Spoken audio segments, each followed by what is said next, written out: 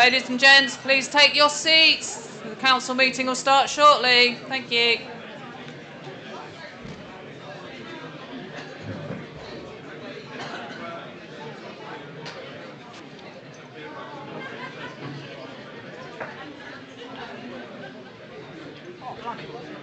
I know. They get the back of the throat, don't they? I know. Well, we moved the table forward, which has improved it a bit, because otherwise, I now know why Elva was stood over there. Yeah.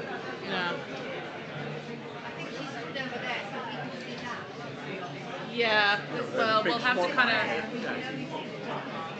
Yeah, I know. This is the thing with this kind of room. If you're not in a lecture theatre, it's not, yeah. We needed to have this at York University, really, where they had the art conference.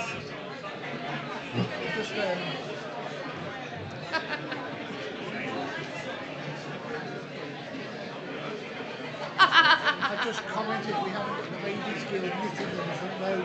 No, they haven't brought their knitting because they said they don't pay attention to Debbie. Yeah. Very specifically, the microphone being asked, can you emphasise wait for the microphone? Thank you.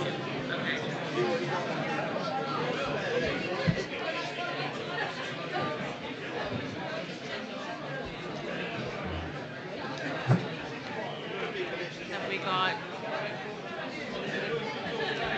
Okay. There are... Is that on? Yeah, it is. There are a few seats up front if people are looking for somewhere to sit. I can count 3 or 4.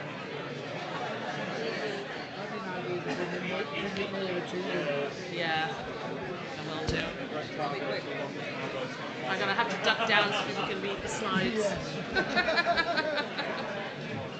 Right.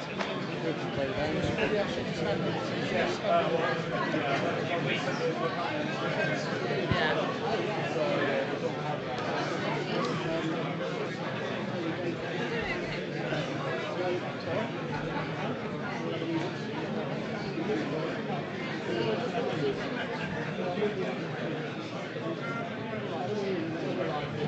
Right, I make it 12:58 and 27 seconds, so you have exactly 90 seconds, well, not exactly, but get into your seats so we can get started on this meeting. We have a lot to go through today, ladies and gentlemen.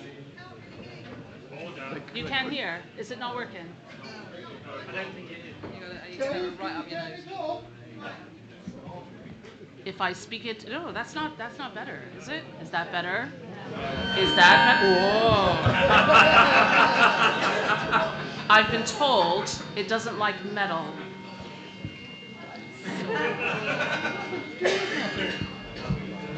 Is that better? Not really, no. Sorry. Right, okay. Right. If I have to write anything down, I've got no room. Are we better now? Brilliant. Okay.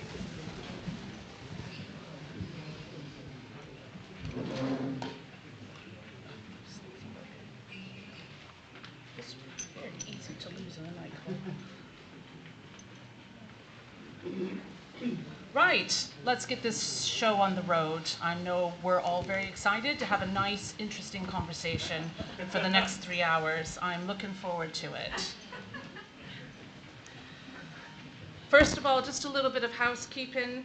Can I just check that everybody does have a ballot paper? There were ballot papers distributed on the seats. If somebody does not have 2 ballot papers, one white and one paley yellow, please raise your hand and keep it up so that our runners from the Yorkshire Association can provide you with some. Does anybody not have a ballot paper? Nope, excellent. See what good organizers the Yorkshire Association is. Okay, so I'm just going to remind you of a few things. And before we start, I want to absolutely set a tone. A couple years ago, we produced a Ringers Code of Conduct where we're respectful of other people's opinions and we are not dismissive of other people's opinions and basically a lot of other things. but in the context of some conversations I've had with ringers all over the country on various issues, which seems to be on the increase, some of the emails that some of my volunteers have had, and also some of the comments that I'm sorry to say some representatives here have been making to some of the volunteers. I would ask that we consider the temper and the tone of our comments and be polite, be respectful. We all have different opinions. We are all going to share them, and we are all going to have space for all of those opinions. And if I think that this meeting is becoming ill-tempered, I will shut it down. Okay? Right. On the vote-in, only representative members whose names have been notified to the Secretary in writing and fellows elected before 2018 may vote on the motion until motion B passes, finger crossed. Unfortunately, small society representatives do not have a vote at this meeting. Yes, that's right. However, those representatives that are here but who cannot vote still have the right to speak to the meeting. So you still have a voice.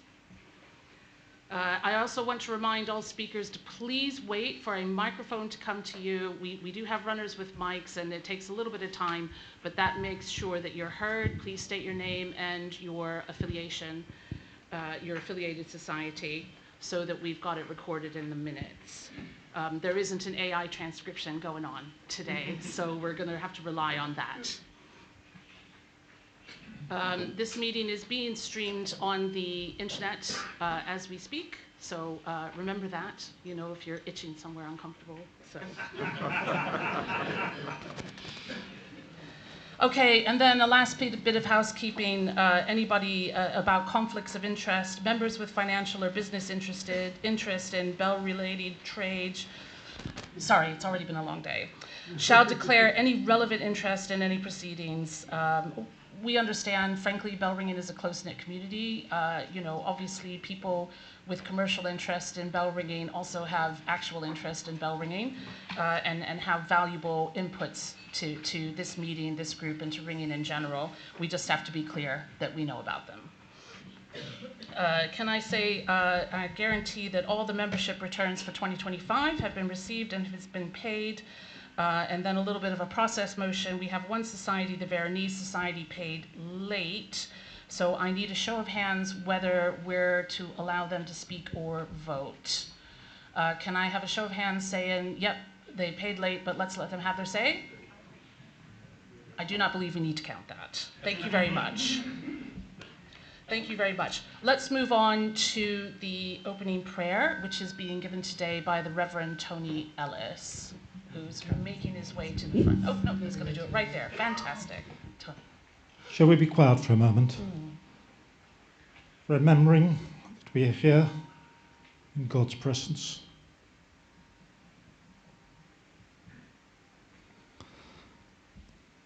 May our words and thinking today be words that build bridges and make for harmony and creativity. May we resist the temptation to use words that cause division and harm. May we speak with love and charity. May our work this day be for the good of the art of bell ringing, and that the voices of bells may give expression to the joys and sadnesses and the hopes of all who hear them. May bells be a voice of hope and harmony in a troubled world. This we ask in the name of God, who is Father, Son, and Holy Spirit. Amen. Thank you very much. The first item on the agenda is applications to affiliate and other changes to affiliation, and there is nothing to report here, and so we can move on to the next item, which is the happy task of welcoming the new members to the council.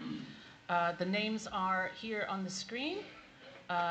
Doreen Griffiths from the Australian New Zealand Association, Melissa Hunt from Bath and Wells, Richard Pullen as an ex officio member, John Martin from the Guild of Devonshire Ringers, Sue Bassett, the Kent County Association, Chris Bassett, the Kent County Association, David Holdridge, the Kent County Association, Pauline and George Campling from the Lancashire Association, Paul Feast, the Open University Society, Tricia Hitchens from the Salisbury Diocesan Guild, Tam Jones from the Sheffield University Guilds, Fraser Story from the Society of Royal Cumberland Youths, Steve Green from the Sutherland Nottingham Diocesan Guild, David Everett from the Suffolk Guild, Vicky Chase from the Sussex County Association, Janice Crawford from the Sussex County Association. Fantastic. Please, will you stand up and we can make you welcome and be known.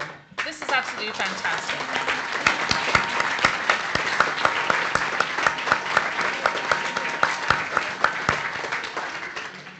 Mike, can we get a... Mike Hopkins Till, Winchester and Portsmouth Guild. Gregory Jordan from the Winchester and Portsmouth Guild is a new member as well. Apologies. Yeah. I do apologise. We do have some returning members. Yes. That's the next slide. Yes. Do we want to deal with them first? Yeah, sorry, Chris. Chris Tennant, Worcestershire Districts. I believe Jess McCarthy from the Four Shires is a new member as well. Thank you, thank you. Ah, yes. Okay, fantastic. Adrian Sweeting, Middlesex. So Brooks, Hayes and Angela Elliott are also new from Middlesex. Good afternoon, Richard White from the Police Guild. I'm a new member. Fantastic. Do we have a mechanism for saying whether a member is new? We don't. Right. May I? No, I'll do it. Yeah, yeah. So thanks for adding those two, and we'll definitely annotate the recording on that. It turns out that actually we don't really have a mechanism for recording if somebody is a new member straight away, and we do a little bit rely on guesswork and stuff. We do in that we've got this new membership database, and there is a function I think I can use in that. Right. We are working on a way to identify it better, because I think it's important we see new fresh faces coming into the council with fresh ideas. And I think it's fantastic that we have so many this year, and such a nice range of experience, age, and background. So I think that that's a really positive thing. Can we just sort of talk about our returning members as well? Joanne Tucker from the Devon Association, Alison Everett from the Ladies Guild, Andrew Asplin from the Lichfield and Walsall Archdeaconry Society, and Simon Linford of the St. Martin's Guild. So we can now move on. Right, the next item is apologies for absence. Do you want to go through them? Yeah, do we is that screen impossible to read? Yeah.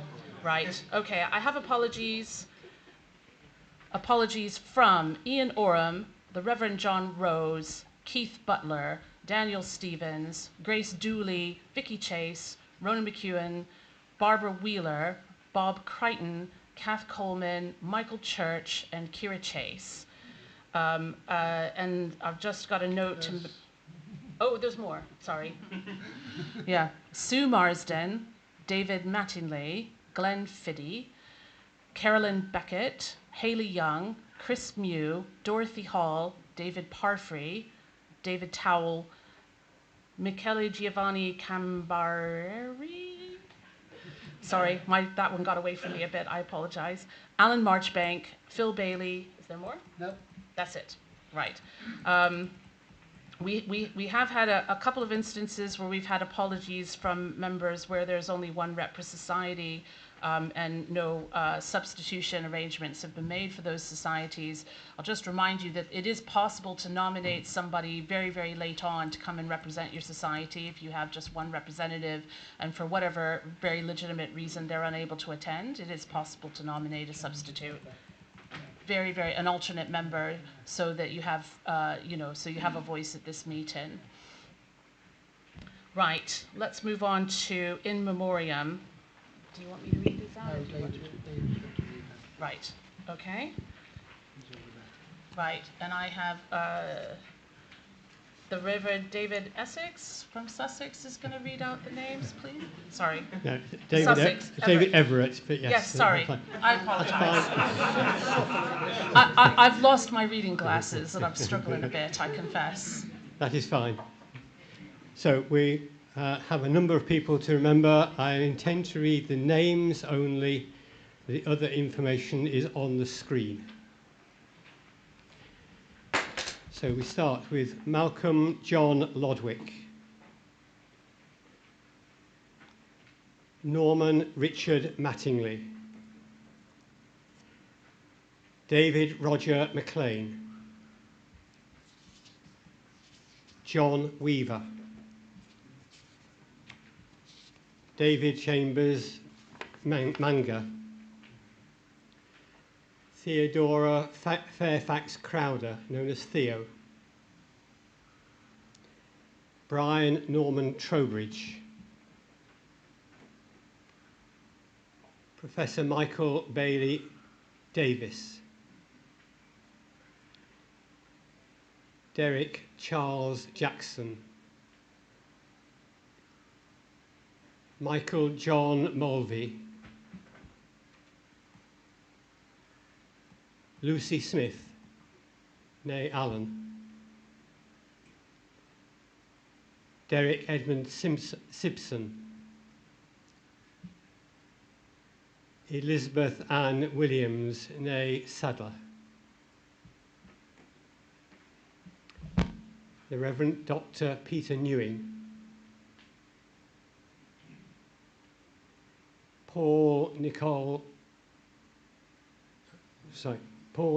Mounsey, Dr. David Henry Niblett, Dennis Bernard Clive, the Reverend Canon Michael Stewart Hart, and Anthony James Poyner, known as Jim.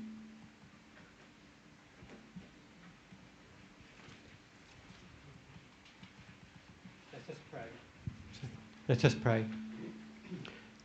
Heavenly Father, you give us bells to ring to praise your name and call your people to worship you. We give you thanks for the lives of the people we have just remembered. We give thanks for all that they gave to this council, to the guilds, societies and associations they represented, and to the art of bell ringing and the churches they served. We pray that they may all now rest in peace. We ask this in the name of Jesus, our Lord and Saviour. Amen. I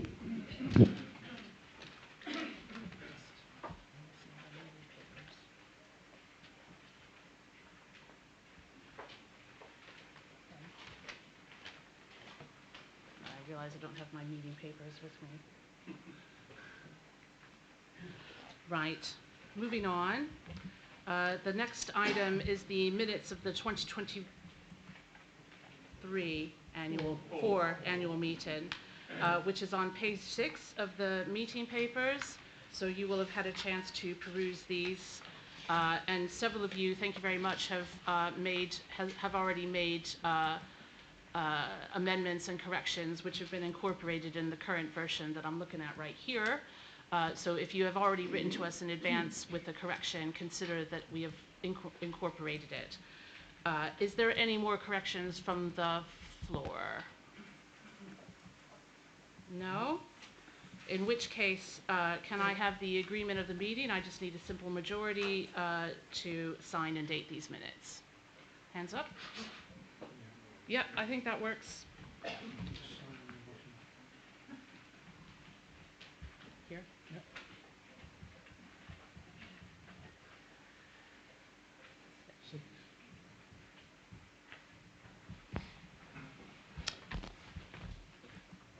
Thank you very much. The next item is matters arising from the minutes not covered elsewhere on the agenda. We did ask for anything in advance, to be notified in advance, just so we could sort of prepare our timings.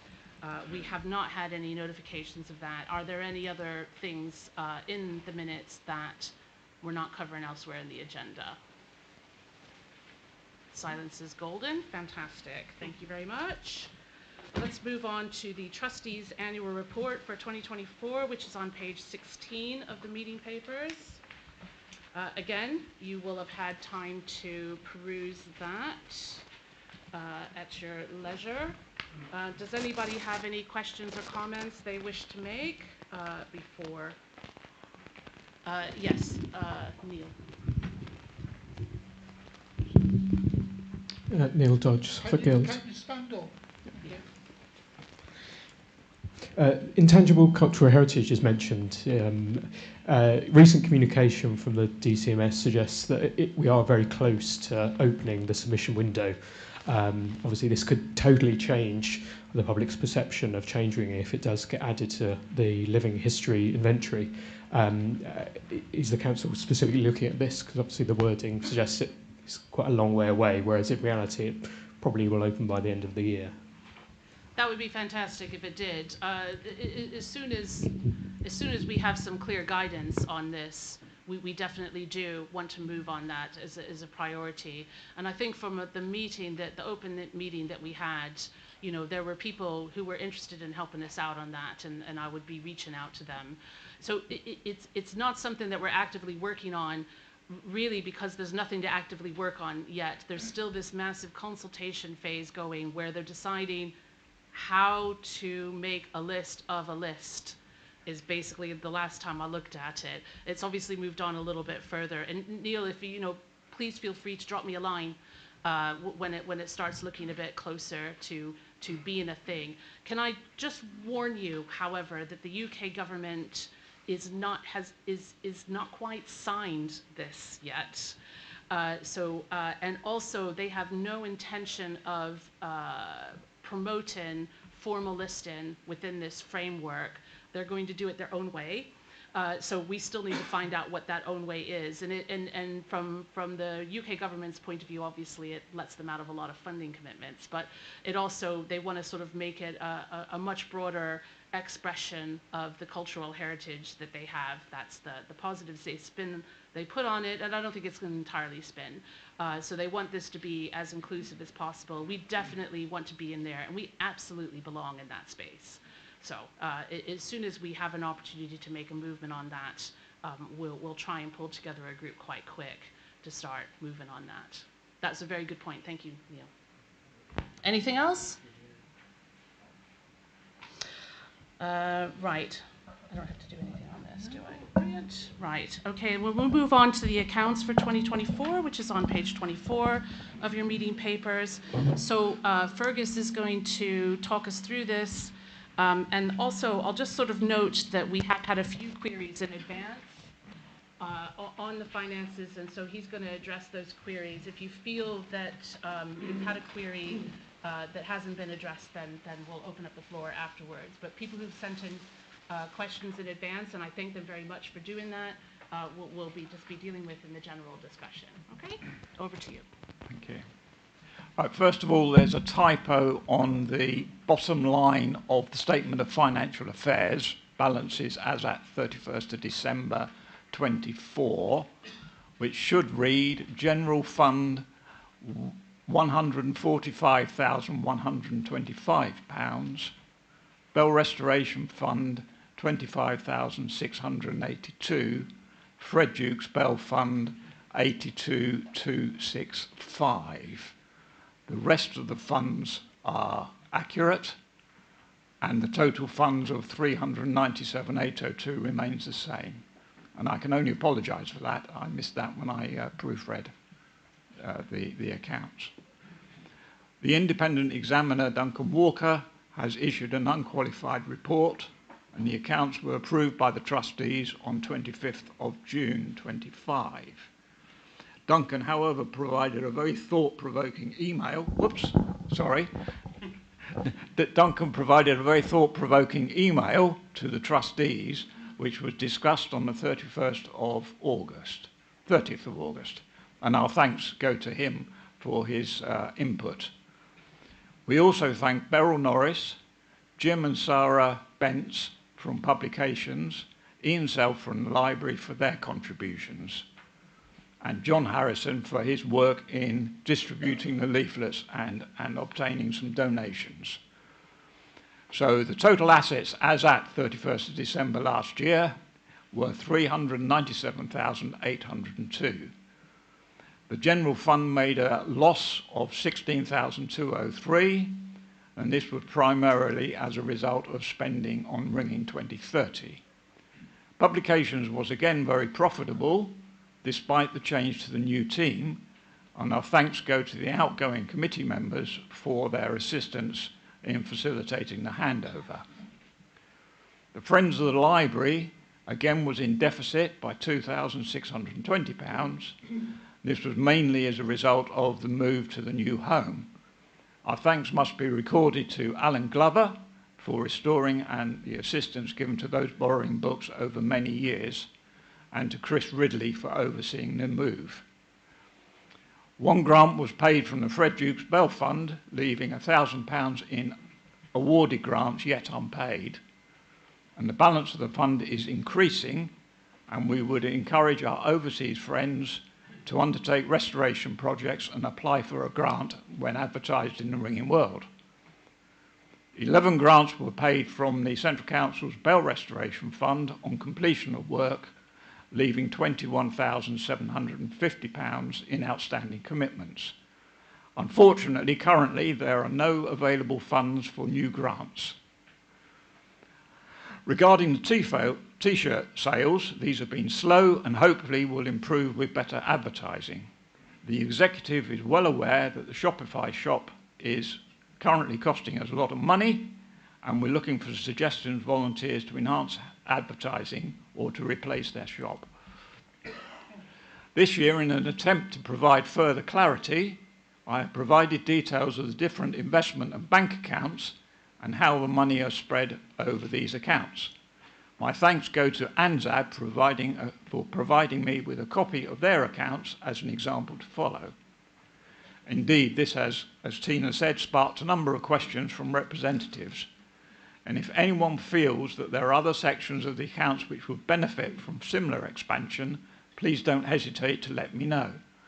I don't want to, however, overburden the meeting papers, which are already a lot larger than have been previous years. You will also notice that in Lloyd's number 1 account, an amount is allocated under the Robert Kilby legacy. This was previously included in the general fund figure by my predecessor. Following a question raised to the executive, the details of the bequest were located, and as this is for a specified purpose, it is now shown within the designated funds of the general fund. Right, that's all I have to say, so I'm quite open for questions. Okay, Andrew first, and then Jason, and then Peter.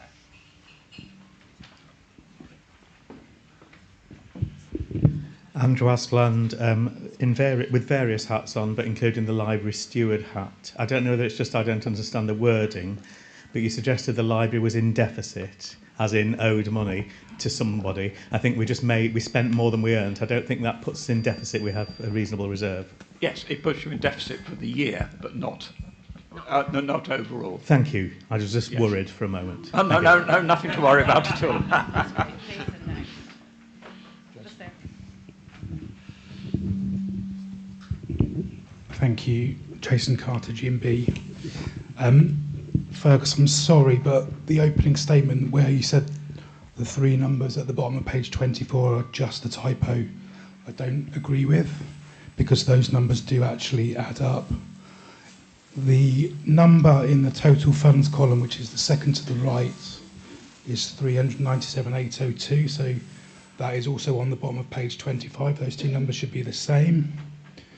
The 3 numbers on the left of the bottom of page 24, there's nothing. I don't think there's a problem, but there's a transfer issue between those 3 numbers. Yes, and it's not just a typo. It is a typo in. But those numbers on the table on the left add up. They weren't transferred across properly into the printed copy. It's not a typo, because All if you right. take negative 16203 off 16440, you do get 144,237. Yeah, I mean, I'm not going to argue over semantics about a typo. I take your point, and that shouldn't have happened. Okay, I disagree, it's a typo. Okay, fair enough. Thank you. Peter, over here. Peter Scott, Yorkshire Association. Right up under your nose, there you go. Peter Scott, Yorkshire Association. I was actually going to make the same point and just say here, here, but the point, I was going to express it like this. The bottom line is exactly the sum of the two lines above. The typo, if that is what it is both in the bottom line and in one of the two lines above. Just that point. Okay, thank you. Okay, thank you. Anybody else have any comments on the budget? About the accounts. The accounts. Great. So can I please move that we accept the accounts? Yes. Right, this will just be another simple majority. Can I have a show of hands for approval of the accounts, subject to the correction? Noted. Thank you.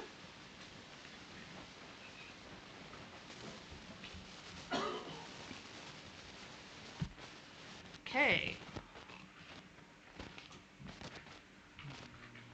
I can't tell you how disconcerting a big pink blob in front of my face is kind of making me feel. You take the pink thing off. Oh, that's worse. Right, we're going to move on to work group reports for 2024. Those were in the meeting papers in a lot of detail. I hope you had an enjoyable read and were impressed by some of the hard work that has gone in over the years. We do have a quick slide to remind you for each work group. I will also say we have had a couple of questions in advance, and so we will deal with those. Which slide are we looking at here, Ernie? You've got young ringers? Yeah, so if we just start with, I'm not going to read this out. This is just a very quick summary of what is in the report.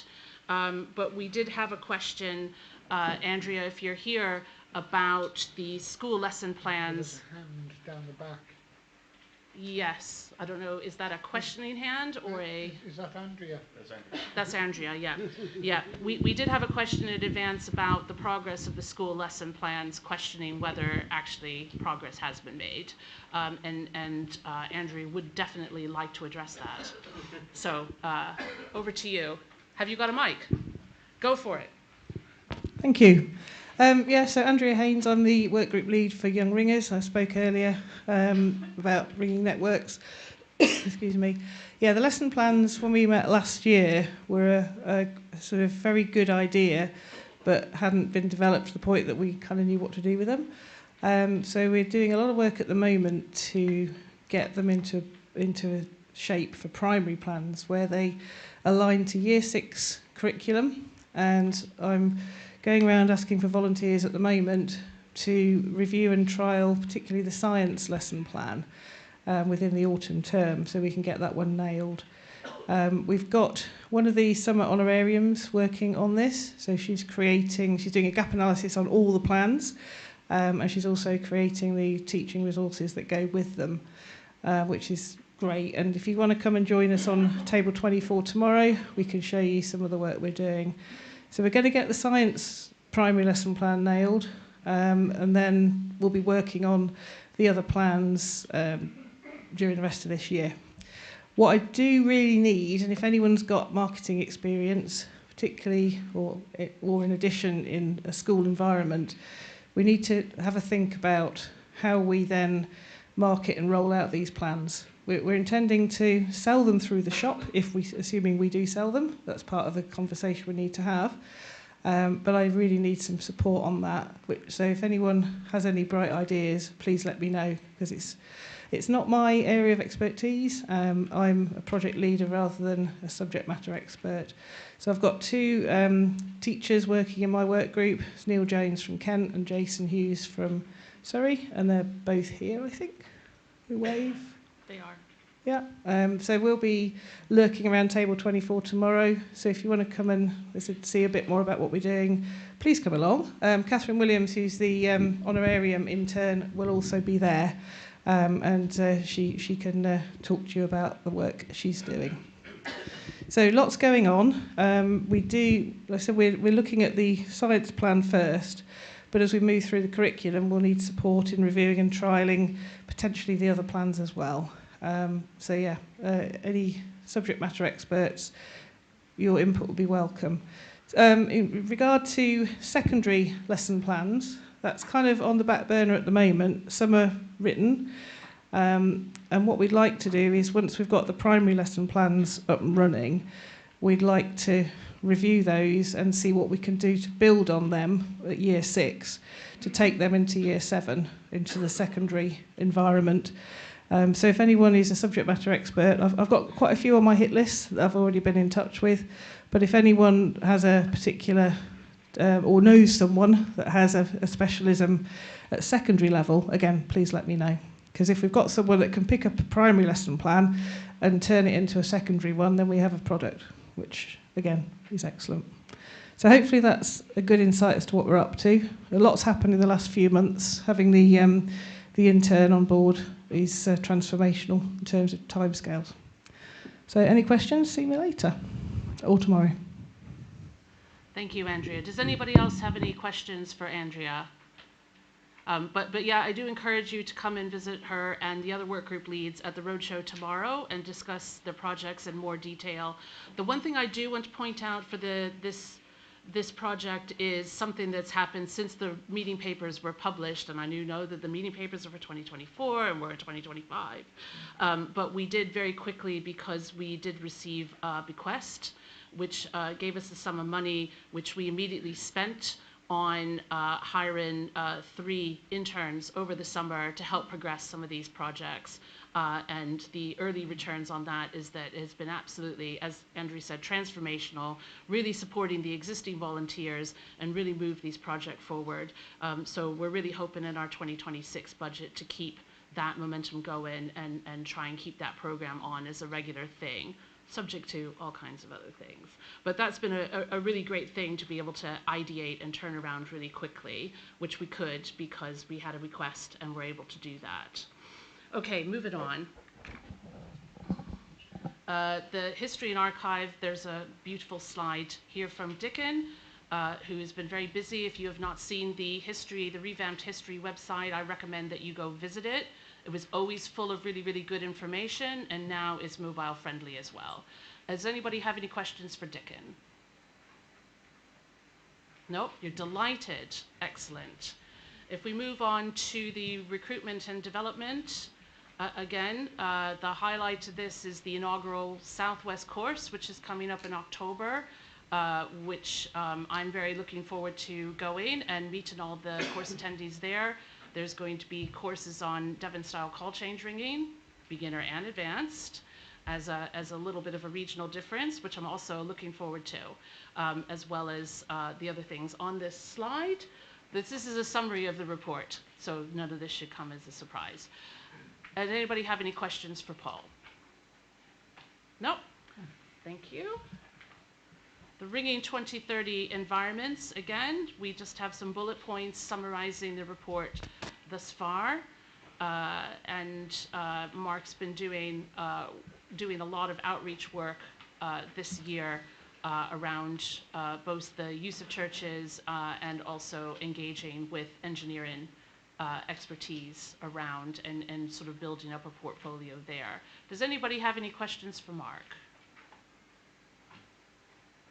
Okay, moving on. Where's the, how do I Just move go this to speak. on? This, right? Okay. Technical and taxonomy work group, again, a summary of the report for your convenience. Kira Chase has had to send her apologies for this meeting. She's actually just got off a flight and is not in this country. But she did say if anybody did have any questions, she would answer them as soon as possible. Does anybody have any questions for this work group? No, we're continue to be delighted. The Technology and Ringing 2030, This is a preview of the forthcoming recruitment website. Behind this is actually quite a lot of work in sort of standardizing some styles and things in a repeatable way so that we can apply them to other similar microsites and stuff. So there's a lot of foundation work going on behind this. Does anybody have any questions for Martin? No? Okay. Great. And now we come on to the forward plan. So at this point of the meeting, we're moving from the past into the future. If we come in and, before I get on to the forward plan, there's quite an extensive piece on Ringing 2030 in the meeting papers. I'm not saying that I'm putting the full business plan every year in the meeting papers. We just thought it was appropriate to do that this year because we were asked to produce one, and we have, and we'll be continuing to update that as a living document. The other piece on Ringing 2030, which is the complicated color-coded chart showing the progress of all of our projects. This is a condensation of a very complicated notion that I have going that I update after the workgroup leads reports. But it does give you a picture of where we are with projects, which projects are due to start, which ones are struggling, and which ones are booming along. You'll see that there are a couple here that are in the red and they're struggling. And for the most part, they're all struggling because of a lack of volunteer resource. These are ambitious projects. We are asking, a lot of people, but if a lot of people come forward, we're actually just asking a little bit from everybody. But we also need volunteers who, are able to commit some time to do some things. But that's been there. I hope you find it useful. If you have any recommendations on a better way to present it, I'm listening. Or if there's other information you want building into this in future, I'm also listening. Does anybody have any questions about those updates? Obviously, that goes hand in hand with the workgroup leads updates. So I'm hoping they're consistent because I've pulled it all from them. Jason.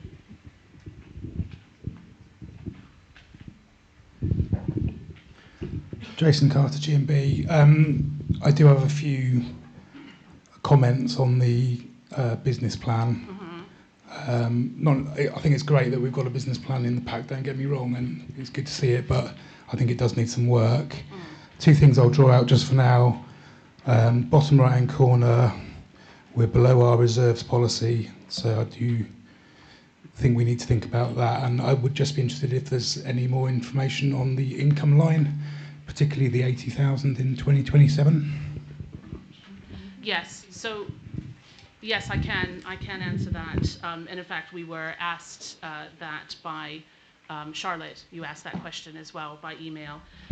So the extra line in the income from 2027, and I haven't broken these out. May I just say in this business plan, because it has been an education for us to start sort of thinking about things in this way, and also I want my work group leads to be doing as well. A lot of us aren't financial experts. But so the income line is based on several things. Obviously, the affiliation fee income is a major part of our income, but in line with our ambitions to continue to grow, what's possible for us to do is an assumption that we will get some grant money or bequest money to supplement that income. Obviously, if that doesn't come off, we will be revising this business plan, but that's just reflected our ambition that affiliation fee should not be our only source of income, that we, there are grant giving opportunities, and we have plans, reset plans for putting together a major grant for supporting event promotion with the Mobile Belfries Trust as a starter. So that's what that line is. It's a fairly conservative grant estimate, to be honest. I'd like it to be more. Does that answer? You had two questions, I think. I'm not sure. I think I've only answered one. The other one was just a comment on the negative reserves. Yes, and you have made that comment. And I think one of the things that the independent examiner also pointed out was that we might want to reconsider our reserves policy in general, that we were on the very conservative, generous end of that for the Charity Commission, and so we could actually reduce our reserves for an emergency shutdown. So that's something else we'll consider. But that's a very good question. Thank you, Jason. Anybody else? Alison. Oh, sorry, I forgot. Yeah. Alison Hodge, Worcestershire and Districts. I think it would be quite helpful to, if we can call it the average member out in the societies, if you had a succinct summary of the sort of people that you're needing to do some of these projects. There's still some confusion about what the Central Council is, and in particular in the Worcesters we've got a Central Committee as well, which doesn't help. We're going to alter that all being well. But equally, they still think that if they're aware of the Central Council, that you have to be a member of the Central Council, that the Cccbr reps are the ones that are involved, not anyone from the ringing community, even potentially non-ringers, I hasten to add. But if we had a succinct summary, not a formal role description, but what are you looking for in a helpful, kind, friendly way that people might say, yeah, I know a little bit about that, I could help. I think that would go a long way to helping fill your recruitment gap. And related to that, the fact that you've just said that the interns have made a fantastic difference over the summer, and I was talking to people who were using the being helped by the interns over the summer, that apparently has really helped, and I think that is a fundamental understanding that is so important to the council, that paid people to help have made that huge difference. Thank you. Yeah, thank you, Alison. Those are very good points. And I'm now reminded, if I can grab Mark, that you had asked a question about the Wesley Awards this year, and we did want to answer that. Mark, are you here? Yeah. I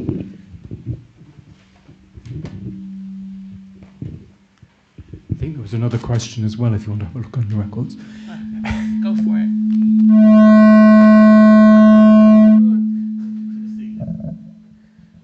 Honestly, I'm not making got feedback. We're trying to prevent you from talking, that's all.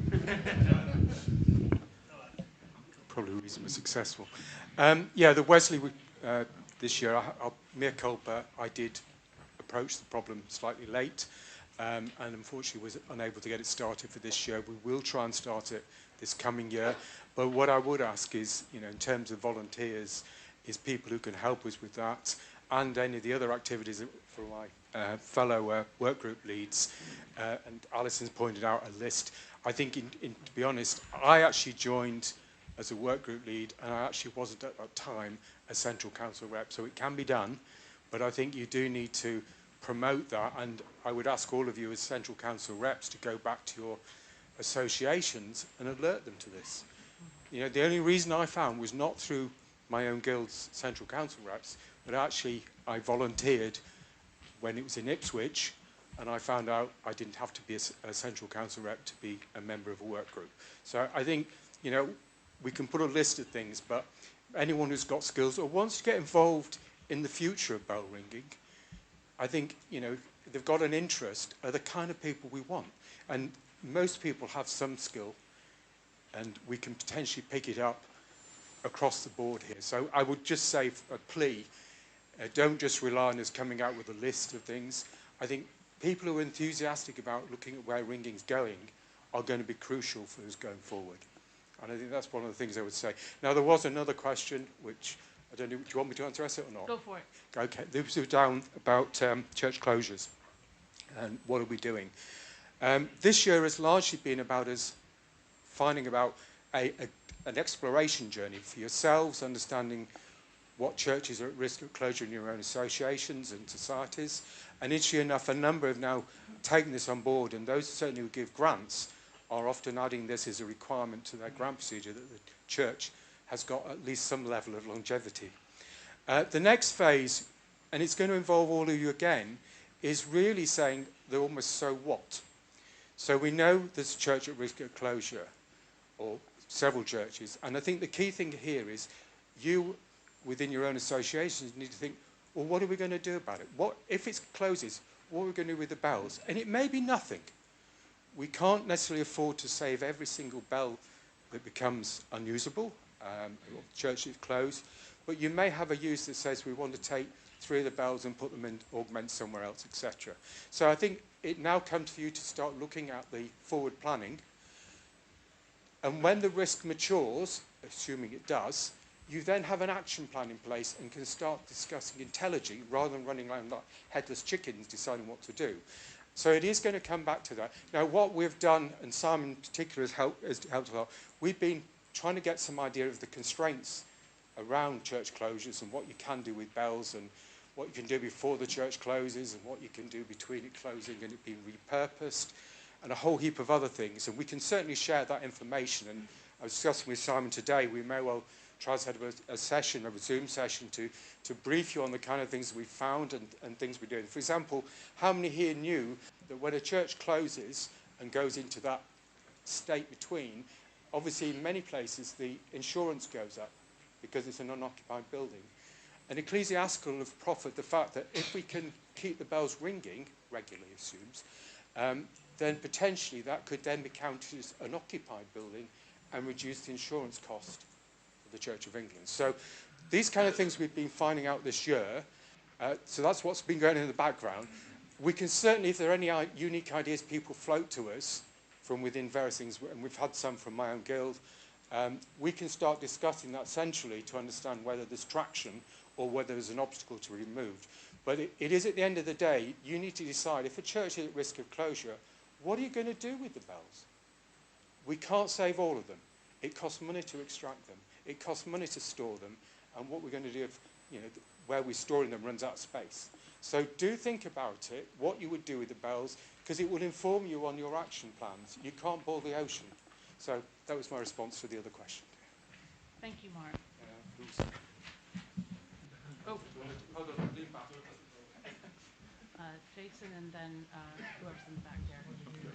Oh, sorry. Okay, Ian. so Yeah, sorry. Ian Bucknell of the G&B. Within the budget, one of the largest, if not the largest, sums of money set aside are for lines of credit. Just interested to know what are the formal processes which are followed when lines of credit are issued, please. Once the project has been examined and approved by the executive, we then provide a loan agreement to the individuals who are doing it. For example, the Southwest course, we have a loan agreement in place. So there's a formal loan agreement. There's a formal loan agreement document signed, etc. And with the Mobile Belfries Trust as well, the same. Okay. We have a loan agreement in place. Because these are such substantial amounts of money, what limitations are there in terms of the amount that the Central Council can, for want of a better word, lend at any one time? That's a good question, which I don't know the answer to. Okay. Is there a limit? I believe there may be a limit, but I'd need to look it up and find out and let you know. Okay. Yeah. What Fergus hasn't said is that although we have extended a line of credit to the Southwest course, they have not taken up the full amount because most of this is to cover cash flow while the course is being set up for doing the upfront expenses, which is then paid back as the membership, as the registration fees come pouring in. They're actually, that was a very healthy return, and so far we haven't been asked for the last piece of that line of credit, and we may not be this year. So yeah, but they presented us with a business plan and a cash flow forecast over 5 years before requesting this kind of help. So on to Alison's. One at the back. Oh, sorry. Yes. I speak about the church closures, please. Hereford Diocesan Guild, I'm Anthony as Hereford Diocesan Guild. We've already had a working group within the Guild to look at the possibility of church closures. What I think we ought to be doing is probably those guilds really begin to wrestle with this problem that we learn from each other. And I think there ought to be a general policy that all the guilds have a protocol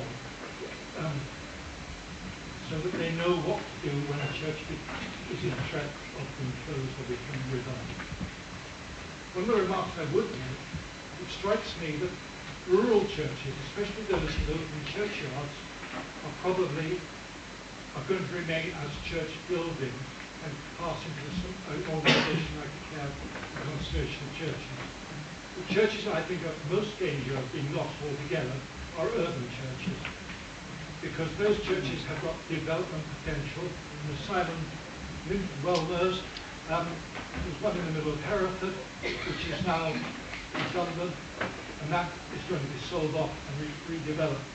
You can see that churches in areas like the West Midlands, where there are a number of churches I think could well become redundant, and that site reused for another purpose. And those bells will become available. The other advice I think I would give to all people is that they ought to consult the diocesan authorities. We had a very useful consultation in our diocese with the diocesan authorities about their attitude to church bells. It was very useful, and I would urge all diocesan officers to approach the appropriate people in diocesan church offices to discover what their policies and what their thinking is on when church bells become redundant. We were assured in Hereford by the person we saw that when a church becomes redundant, all the artifacts are offered to surrounding churches in the first place, and then the field is widened after that. We asked about what happens when there are bells, and they said, well, those can be removed and used within the diocese. And what she seemed to be saying to us, the cost of taking the bells out should be paid by the developer, which I thought was very interesting. So then the bells became part. I don't see that work. Yeah. Sam would like to comment on that. That's what we were told by our diocesan bishop. So I think there is hope, but I would urge everybody to talk to their diocesan authorities to see what's going on. Thank you. Thank you. That's very good advice. Mark, you're taking notes, I assume. Yes. By the way, you don't have to talk.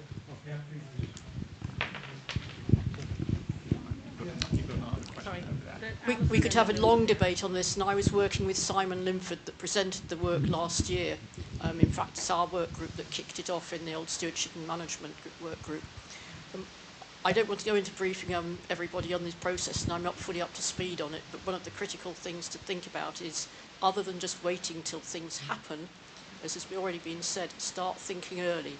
Because what Simon and I certainly uncovered was that what you can do and when, and the phasing of it, is absolutely critical. It might look difficult while the church is in the church ownership in the diocese or the parish control. Once it starts moving out of the local parish control and there's actual things going on, moving it to the diocesan control and then out into more private control or wherever it's going, it could become even, or is likely to become even more difficult, because it's under ecclesiastical control measures, faculty rules and the like, while it's in church control. If it's then sold and becomes a private building, it then becomes an issue under planning consent, apparently, and it's also then makes its value deflated for sale, which, as Tony's just been saying, could actually reduce the interest if you're trying to get things out afterwards, because it's limiting it if you want ringers to have access and the like. So it's quite complicated as to when you do what you do, so thinking ahead is crucial. Yeah, and that's certainly, thank you. And please talk to Mark tomorrow. At the back? Sorry, I can't quite see you because of the shape of the room. It's only me again, Madam President. Jane Wilkinson, Society of Royal Cumberland Youths. There is nothing new under the sun, as you will be well aware. I've been around long enough to know that the sun wasn't here much before me. But what we have to say, we had a committee for redundant bells. It worked very well. David Kelly knows a lot about it and is still doing, where is David? Oh, there you are, I'm so sorry. Is still doing work with bells from redundant churches. Somebody ought to reconstitute that committee with completely new personnel, taking a lot of care and attention to talk to David first. But we're missing a trick. We dealt with it way back in the 70s, quite, I think, successfully, I hope, but it needs redoing. Thank you. Thank you, Jane.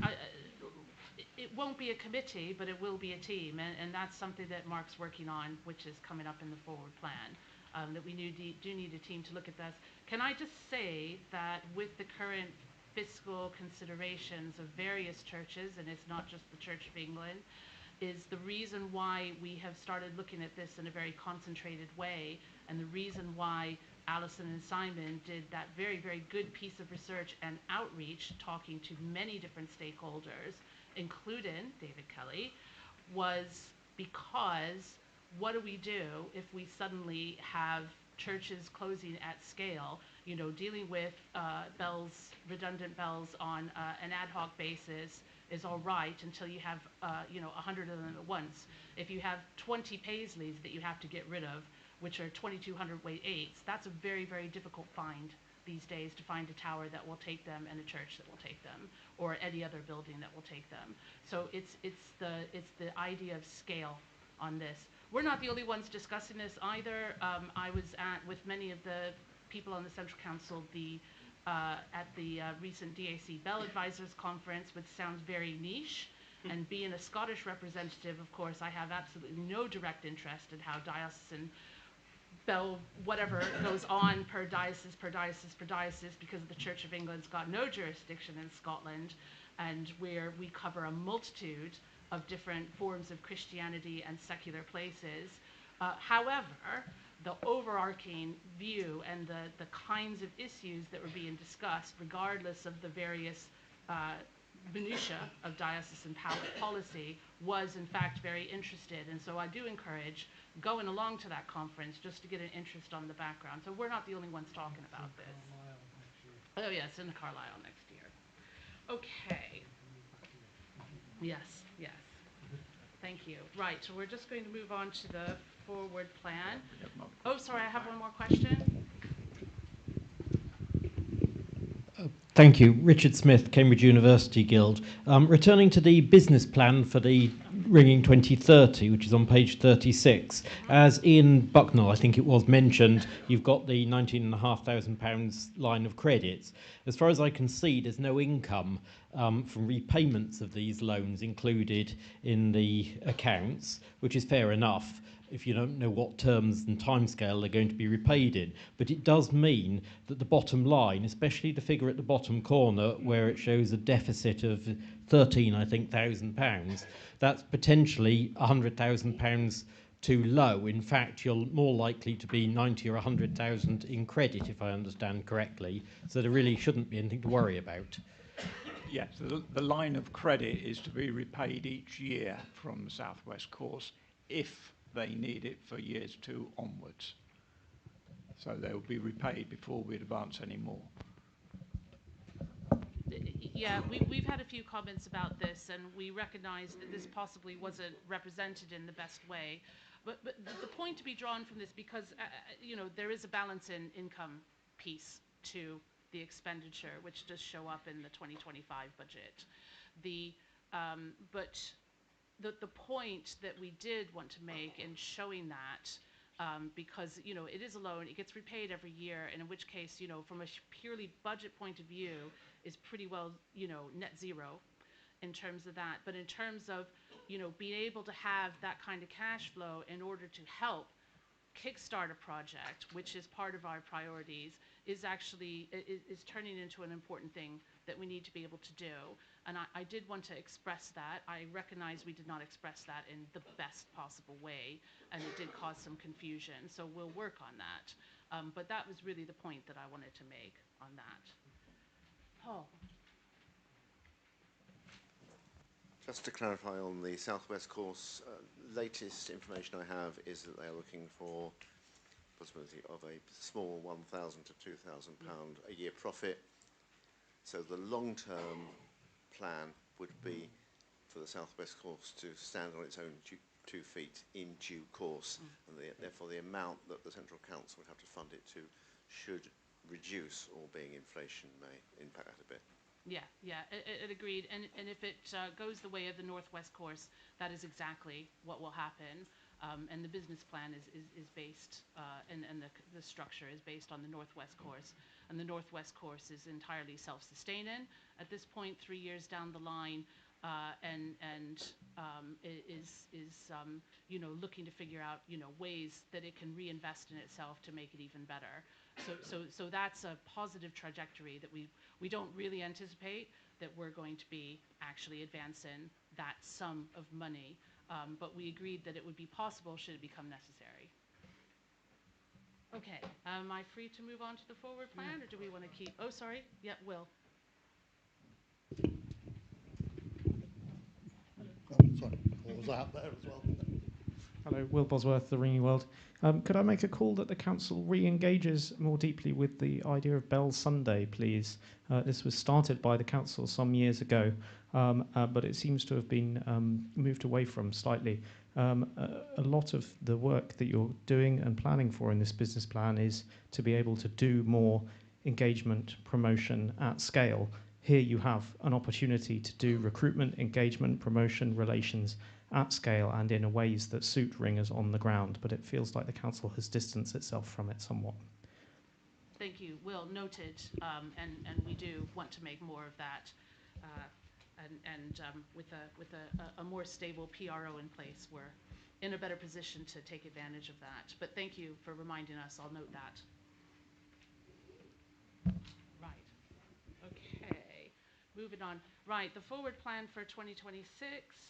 This should come not as a huge surprise because most of the forward plans has been put out by the work group leads, and so this is just a summary. I'm just pointing out most of our forward plan is involved with delivering Ringing 2030. I'm just reminding you of the goals of Ringing 2030 there. You will have seen them many, many times, and I'm not going to stop putting them in front of you until everybody understands what they are. And I'm just pointing out that continuously the Central Council has a fourth strategic goal, which is always to continue to maintain the assets and services we have responsibility for. And as you'll see from Kira and Dickens' reports in the meeting papers, we have a tremendous digital and physical archival estate which we look after and which grows all the time. So on our Pillar 1 publicity and marketing, this is just a high-level view of what we anticipate, what we're planning to do in 2026. This is across various work groups. We've now run several recruitment events, and it's now time to nail that down into an event playbook and then continue that elaboration with ringing associations, helping to support marketing, awareness, and recruitment events on the ground. The most recent one was in Kent in early August, which was very successful and is being followed up by a mini ringing school to follow up with the queries. It's a really, really nice combination of awareness and recruitment all in one place. And we're in some discussions with the Mobile Belfry Trust on some doing a joint grant to further roll out a social media strategy on which you can hear more tomorrow. In Jaden Melby's talk, we have some tools and templates to help you along with that now, which we've been developing over the last 6 months. We're looking towards sponsorship of scouting and guiding badges in order to embed that more significantly. And also, as Andrea said, the primary school lesson plans and the rollout plan for the lesson plans. For Pillar 2, our focus is, sorry, did you have a question? Oh, right, yes, sorry, yes.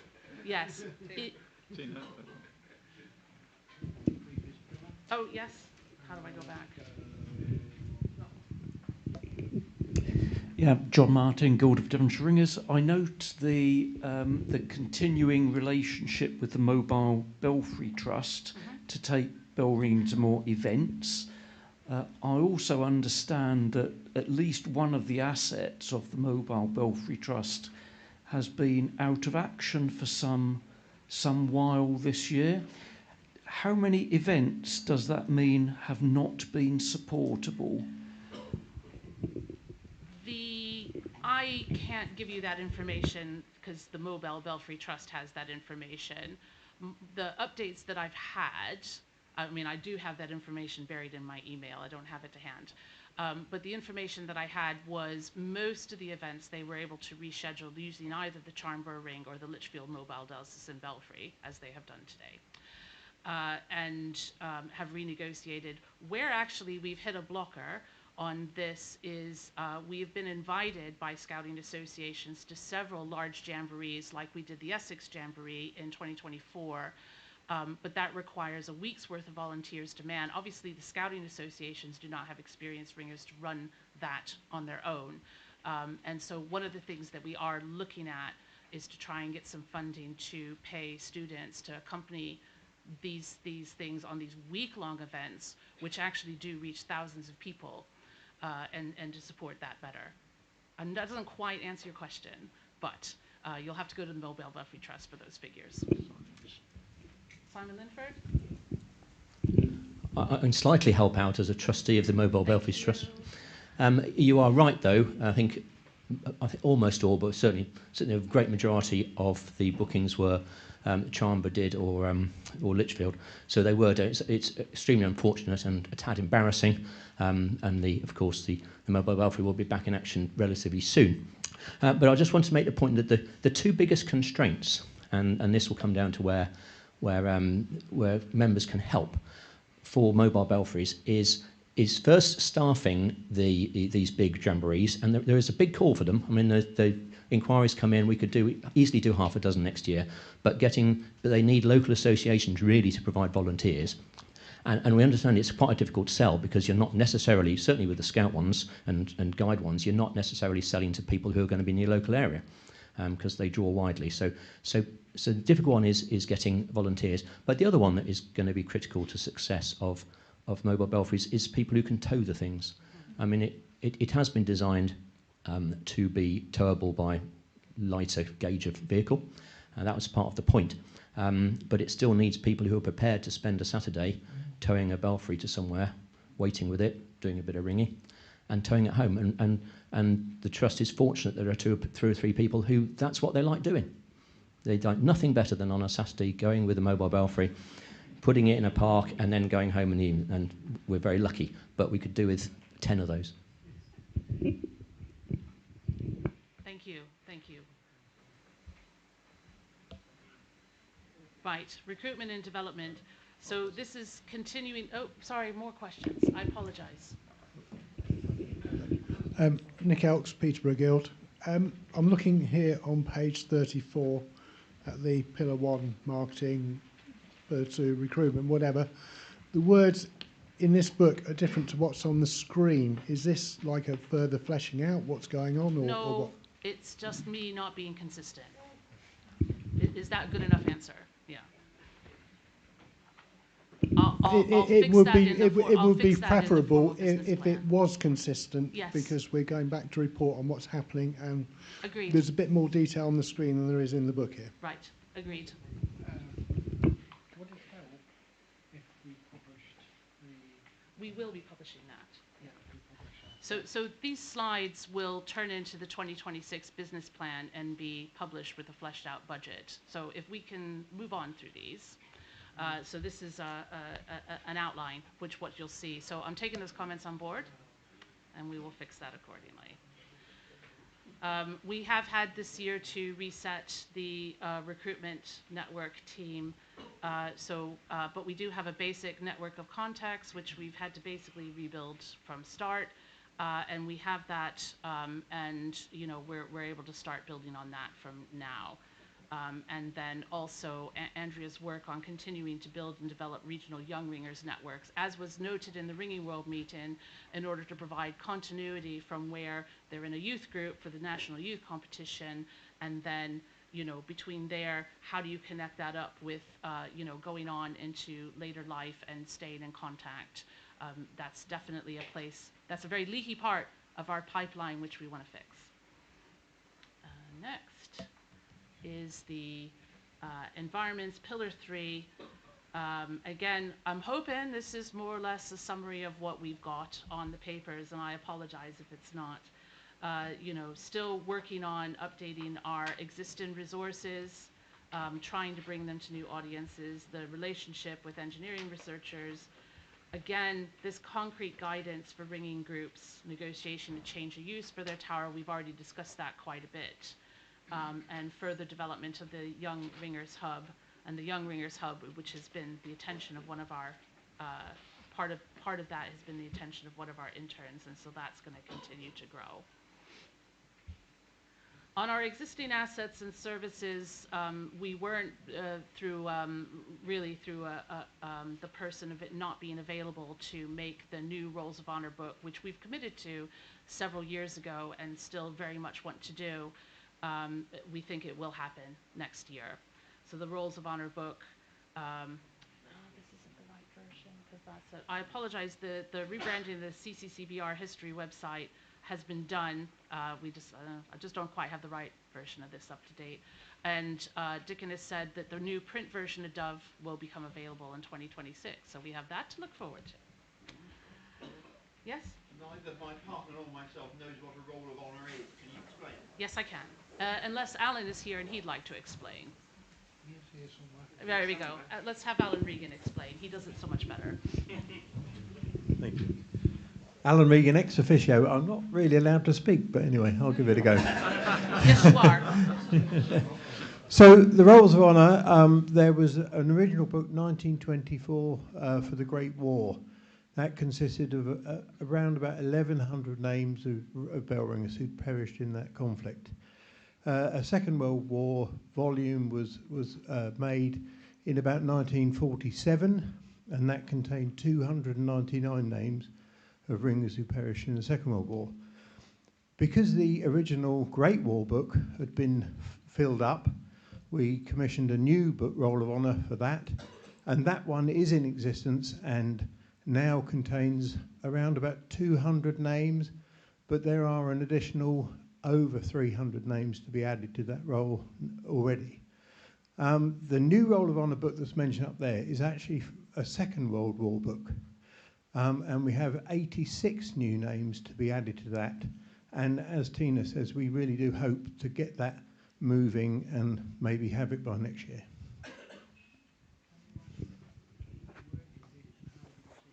Oh, right. Alan, before you sit down, can you just explain where they're housed and how you can see them if you want to? They're really very impressive. Okay, yes. Well, they have been kept historically on the way up to the ringing room at St Paul's Cathedral. They haven't been there for a time because, of course, during COVID, nobody could ring and go up and see them. And so they're actually, at the very moment, in my house. And the reason for that is I've continued to do occasional talks where we can actually take the Rolls of Honour books along so people can actually physically see them. And maybe a comment about the new Great War Roll of Honour. The most recent one I did was at Market Overton in Rutland, and somebody who'd seen photographs of the First World War Roll of Honour said, the pictures look great, but it's until you see it in real life how magnificent it is. And this is why we're trying to get the same person to create the new Second World War book. He definitely is the right chap for the job. If anybody's seen the King Charles's cipher, the C with a 3, that's a work of Tim Node, the writer who does the Rolls of Honour books for us. So he's, without doubt, the best person that we could possibly have for the job. So I have the books. If people would like to see them, you can contact me. If anybody would like a talk, be warned, I can talk for England on this. I will certainly do that, and people can physically see the books close up and get a bit more information about the people that are remembered in them. That was an excellent answer. Dickon, you're about to correct my slide, aren't you? No, no correction required. I was just going to correct the comment that came with it. We are looking to produce content for a new publication, physical publication, Dove 12. We are aiming to use data from 2026. The actual date of publication is still TBA because that's part of the project that today I've been talking to David Coccoldi and others about this. So, yeah, it may not be published next year, but certainly the team is aiming to get the data for it to be published either next year or soon afterwards. Thank you. That's an important clarification. Paul? I've got one to the right. Oh, no, sorry. Over here? Who's got their hand Bob up? Landon, GMB. Uh-huh. With regards to Alan speaking for England, I hope he can speak for Wales, Scotland, Ireland, Australia and New Zealand, and North America. Can I say that perhaps in future that these cannot be hidden away in some dusty room in St Paul's Cathedral, that they could in fact perhaps be somewhere such as the Bell Museum at Loughborough, where there's public access to them? We'll take that under consideration. Thank you, Bob. Point of detail and a subject close to my heart. I'm assuming that any subsequent fatalities from subsequent conflicts will be included. That's as someone who was actually serving in the Royal Navy during the Falklands conflict. It sort of makes me touch a bit. I think Alan's on it. Yeah. Right. I just have some pretty charts to show you. Let me warn you that these are not actual budget figures. They're based on projections. I'm going to warn you, projections from the current business plan that you've already seen. Everybody knows they're a little bit wobbly in parts because we still have to work out the 2026 budget. We don't have the 2026 budget confirmed until later this year. So be kind. But just to sort of give you a picture of what we think our spending is going to look like for 2026, and the proportionality, and because some of this word is tiny, the big blue. Yes, this is our income. Sorry. Yes, our sources of income. The big blue piece of pie is in fact from affiliation fees.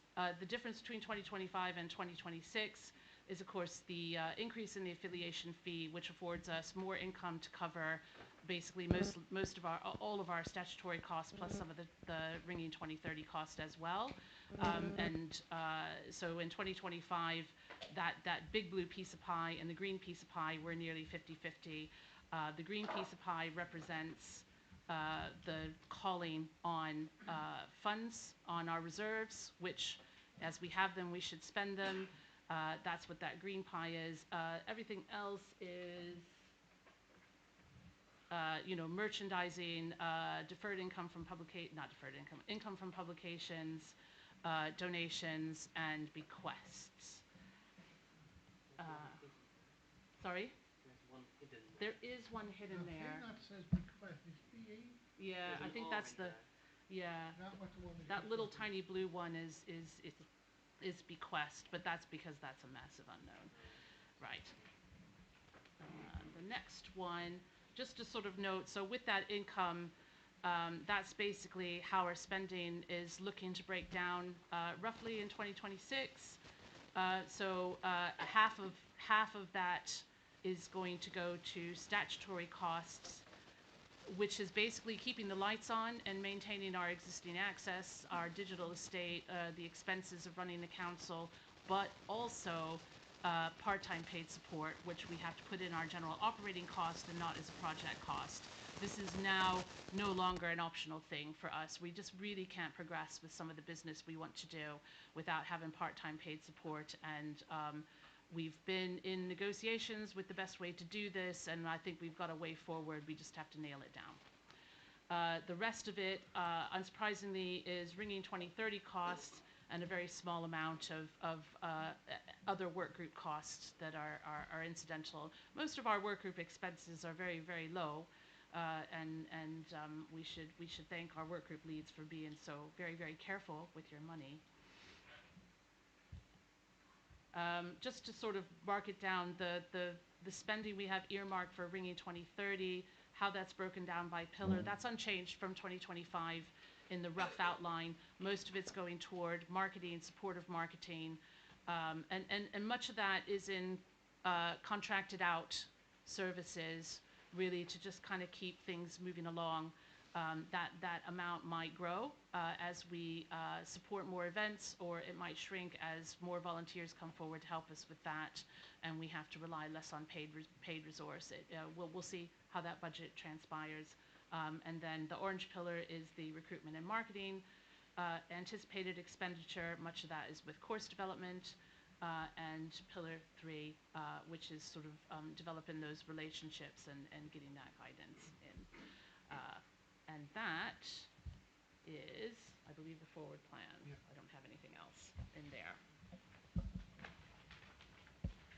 Okay, from there we move on to, I'm sorry, yes, oh, sorry.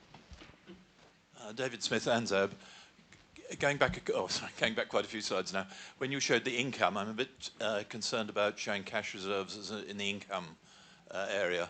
It is money that we can spend, but if we spend it, it's not going to come back again next year, is it? That's so true. I don't think it's income, really. Okay, right, yes. Sources, well, give me a word that I can use. What I really want is, how are we going to afford the expenditure we're planning? In one chart to show some of it's coming from reserves, some of it is coming from a renewable source of income. So I'm happy to take that offline, but yeah. David Coccoldi, Sussex County Association. I notice in both 2025, 2026 and the forward plans, there's no estimate of the income from publications. And going on the sales this year, the publications will actually generate more income than the affiliation fees for 2025. Yes, it actually might. Yes.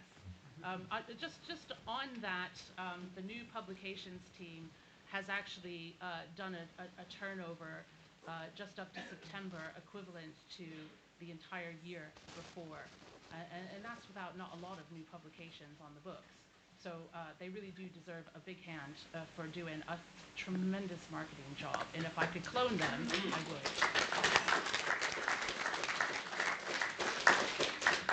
Anybody else? John Harrison. John. John Harrison, Oxford Guild. Just a point of clarification. Do you mean profit or do you mean income? I mean turnover. I was talking to sorry, yeah, David, as David. wherever he is.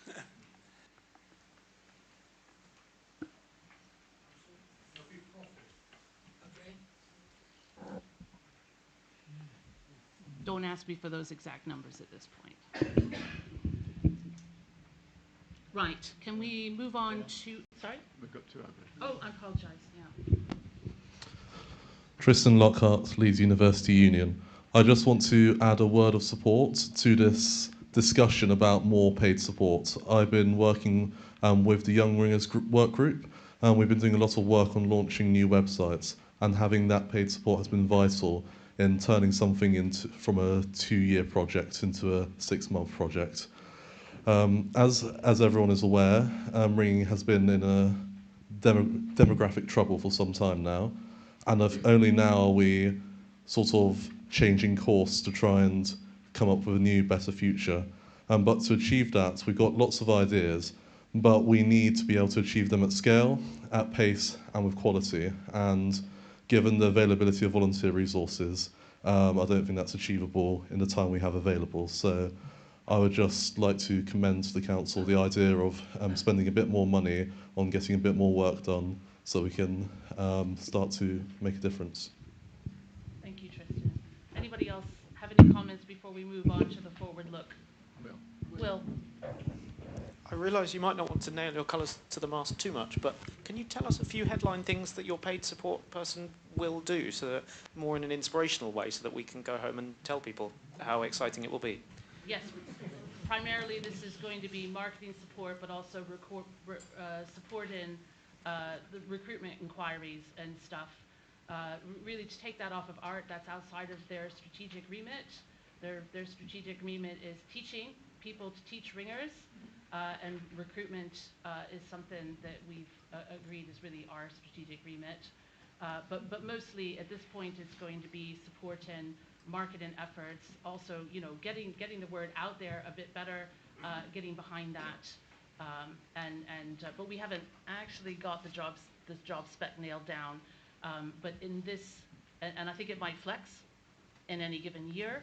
This will be part-time, and it might be flexible depending on what demands are. But in the main, we're really thinking about supporting marketing activities, in particular, and actually doing some marketing. Oh, no, sorry, not. Yeah, sorry. Andrew. Thank you. Hello. Yes. Just to support Tristan, really, as I run art, we have income and expenditure, and I have to balance them, and I was just looking at my accounts for the current 10 months, so I can understand the point, but the point to me is we've got large assets in, a large reserve in the council. We have some extremely challenging priorities and a plan to deliver. And I support Tristan's view that perhaps in a focused way, with the right priorities given to the right tasks, that we should spend some of our reserve in order to get some of this stuff done much more quickly than we can do asking people to work with volunteer teams. When the resource is available, use it and it will repay. If you don't use it now, what's the point of having it? Hear, hear. Thank you, Andrew. Anyone else? Great. We'll just move on to the financial update for 2025 and an outline general fund budget for 2026. Right, okay. I'm going to refer to page 31 of the meeting papers. These are really bullet points. We've now got 4 small societies rather than 3 that were originally budgeted for. The general fund will be in surplus by something between 19 and 20,000 when our statutory obligations are taken into account. But spending on work groups and Ringing 2030 will result in a deficit for the year, and I currently forecast that to be between £1,000 and £2,000. And this is quite a significant reduction, which is largely due to the generous legacy from Wendy Piercy. Interest received is to be higher than budgeted, and it looks as if it will be approximately £4,300 for the year. And the majority of this interest is coming from our investment with NS&I. Publications have historically formed part of the annual accounts presented to this meeting, and the only change that has currently gone on is instead of having their own bank account administered by the publications group, they now use the Lloyd's number 1 account administered by the Treasurer. Interest from publications is now going into the general fund rather than publications. At the time of this meeting, the South West Course haven't requested the final tranche of their available loan of £7,500, and we have agreed that the loan will be repaid from receipts and from students and helpers on the course. A further funding stream for each year appears in Ringing 2030 progress report on page 36, and it is unknown at this point whether or not this will be required or whether a reduced amount will be required. 3 honorariums of £2,000 each, which have already been referred to, have been awarded to Progress Ringing 2030 in areas where it's stalled. We've paid £2,064 for web hosting for the next 2 years. This slightly increased from the last exec meeting due to the currency variation, as the bill comes in dollars, US dollars that is. There is more than estimated in the budget. No, this is more than was estimated in the budget, and we will apply a similar increase for the next time it's due in 2027. That's when it's next renewed. It should be remembered also that work groups are requested to provide a budget in the autumn for the following year, but these budgets are not necessarily spent for a variety of reasons, resulting in an overall surplus showing in the accounts when they're presented and completed. So that's the update. Is there any questions on the update before I move on to 2026? No, go for it. Okay, this is refer you to page 32 of the meeting papers. This is the view of the outline budget for 2026 in June, and has been presented in a similar manner to last year, which, if you remember, was somewhat different from previous.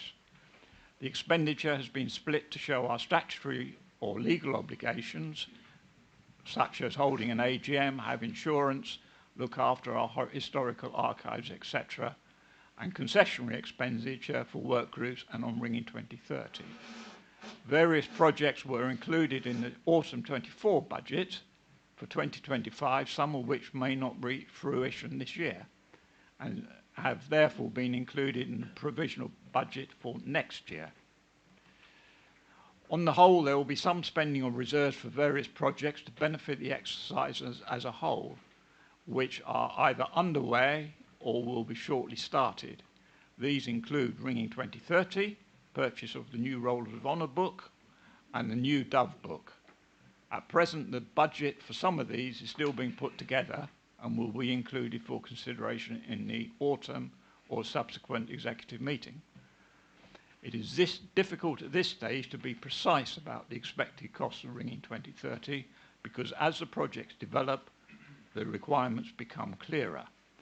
However, the executive are conscious of the need to spend wisely and will look carefully at every funding request. Other financial matters which will be considered by the executive in the months following this meeting include changing the accounts package from an Excel-based package to an online accounts package to make presentation of the accounts and updates for the executive somewhat easier. Review of the expenses policy. We've had several people mention that particularly the mileage at 25p is somewhat parsimonious, and so we need to look at that. It's been suggested that we formulate a proper reserves policy. Currently, this seems to be only included in the Trustees' annual report, which seems to be part of a historical statement. Formulation of a stock policy, because we don't have one, but we do have a significant stock of T-shirts and obviously the publications. And we need to investigate the move of the publications to a separate company where profits are given to the Central Council as a charity. This has resulted because of the increase in sales in the publications, and we very much breach the HM revenue and customs rule, and we could eventually create a corporation tax liability if we don't do something. And following a suggestion received today, it has been suggested that we set aside an amount for Ringing 2030 as a designated fund to try and provide a bit more clarity on the project.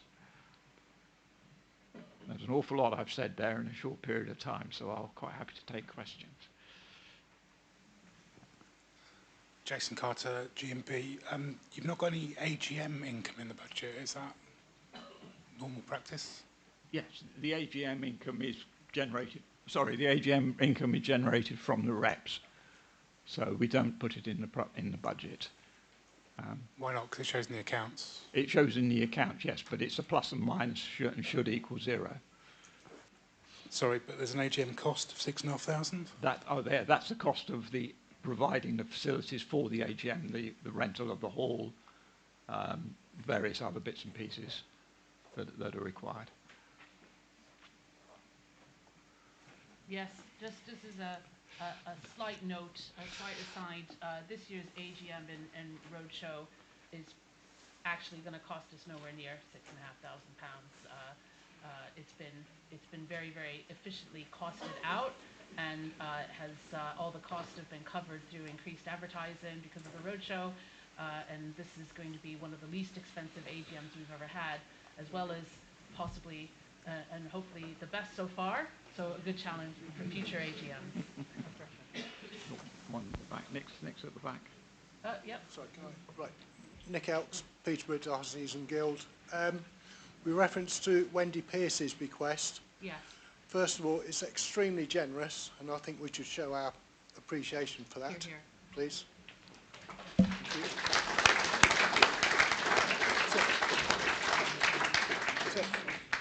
secondly, is there any stipulation as to how the money should be spent? Because we don't really know that, or is it just being used for general funds? No, I specifically asked her daughter if there was any restrictions or whether she wanted it spent on any area, and it was, we will leave it up to the trustees and to use their judgment. Okay. Which is where the honorariums have come from. Right. Thank you. Any other questions? Yes, just there in the middle. Is that Peter?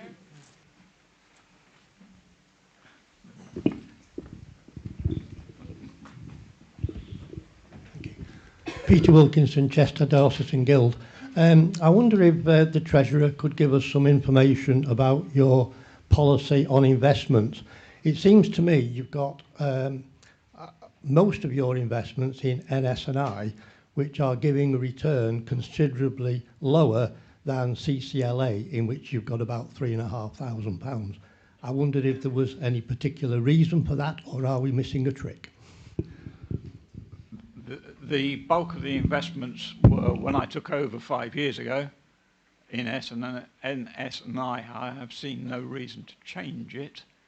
We're getting just under 3% now. Last year was 3.5%. So it's a difficult one. I am not an investment specialist and I wouldn't know where to start. So if anybody has got any ideas, any experience, then I'd be more than happy to talk to them. 100%. Yeah. Right. Any other questions? Here at the front.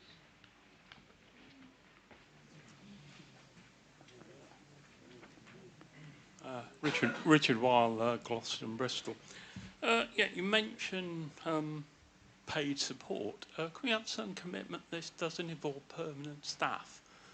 Because permanent staff would give an ongoing commitment that would last for years. I give no such commitment. No. It might very well be permanent staff. While, as Andrew Slade has suggested, while we have reserves, we should spend them. And if we need to have short-term staff that we don't necessarily have money for the following 10 years, then so be it. If we can spend some money to progress some projects forward now, and we have money to spend now, we should spend it. I entirely agree with that. But if we are, I think what's been found, if we are in a position where we need paid support now, I don't see how we're not going to need it in 10 years' time. And I think we should ensure that we have budget to cover for it. At the moment, for what we have calculated, and for the part-time position that we have budgeted, there's money in the affiliation fee to cover for that, plus the other statutory costs. So we're just about there with being able to make that a permanent thing. But I'm not going to stand up in here and say I'm never not going to always have permanent staff. I might not, but I'm not going to make a commitment about it either way. There's absolutely no way I can make that commitment. So at the moment you have no intention of employing permanent staff? I have intention of employing somebody part-time for as long as I can afford them. So that'd be contract staff or agency staff? Those are details I'm working out with people who know this better than me. Yeah. Okay, yeah. Thank you. Yeah, it's either going to be contract staff or a self-employed individual. Yeah. Any other questions? Right. Okay. Actually, before we move on, I need to stand up and get a breath of fresh air. I'm sure we all do. I really, really appreciate this discussion we've had on Ringing 2030, but we do have some big business coming up. Can I suggest that we take a 10-minute comfort break? This is not a coffee and tea break. Let me just refresh that. Let me just make that clear, because every time we have a break for coffee and tea, we say be back in 10 minutes, and an hour later, everybody comes back, and then you're all going to get on my case about the meeting running over time. So, 10 minutes, I'm starting the meeting at 10 to 3. Back in your seats before 10 to 3, please. Yeah.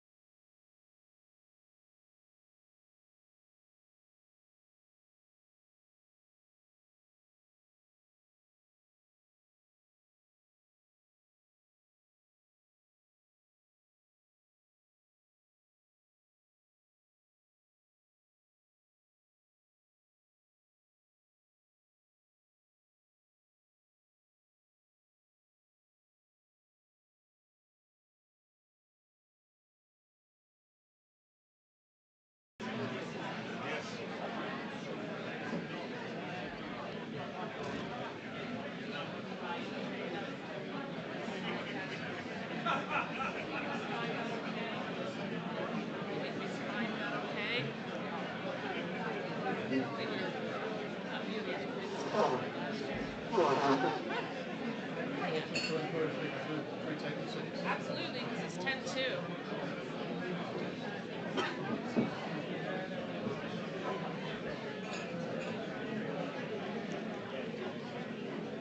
Yeah.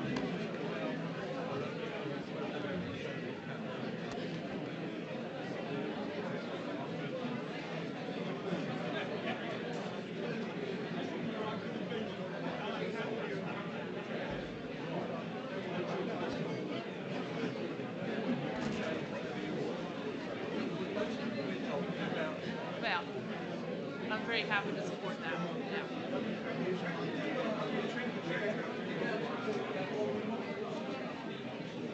Yeah. Ladies and gents, could you please retake your seats?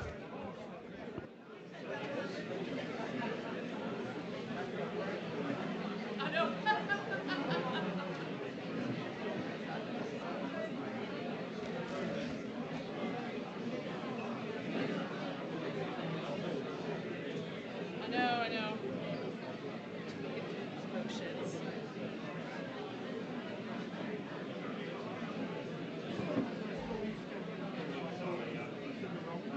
God, I hope I remember all my various instructions on this.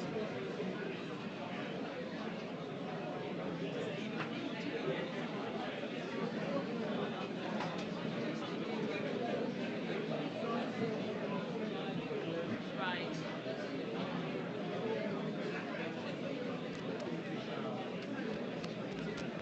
Peter, are you ready to start?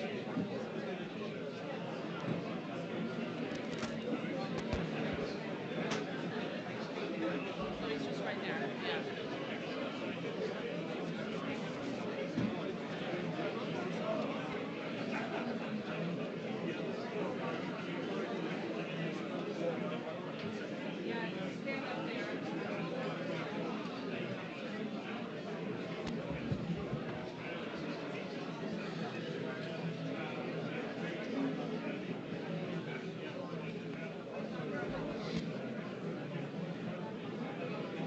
Please, may I remind you?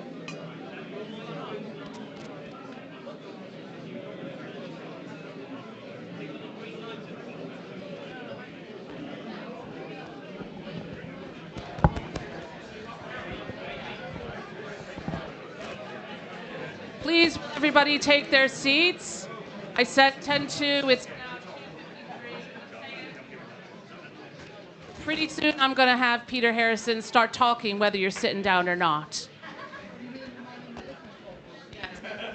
The man in the witness box, please be kind. Usually where you put Australians, isn't it?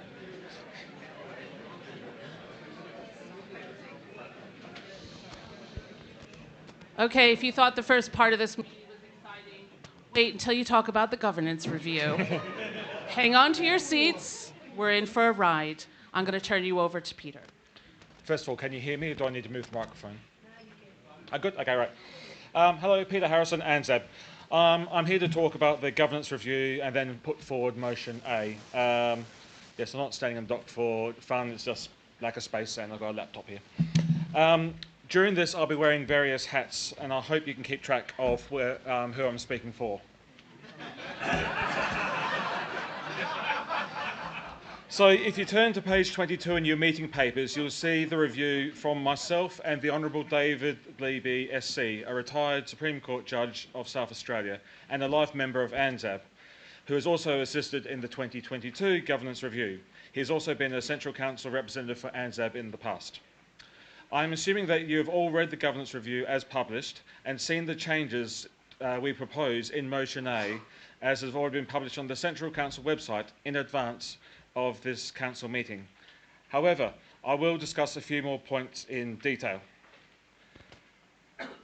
Oops, that's, is that, no, where have we gone? Oh, hang on. You've done it too fast. Sorry. I won't touch it. I think there's a slight misorder of the slides, that's all. Bear with us.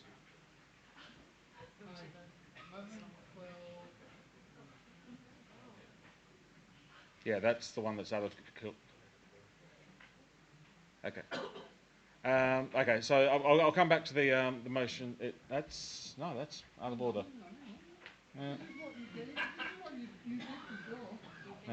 Okay, let me jump to this because I know this is what I won't speak for at the moment. Okay. That's it. Yeah. Okay. Yeah, we do. So, I think we've got them in reverse order. Sorry. okay, no worries. Right. So the first thing to highlight under Standing Order G12, which refers to individual membership.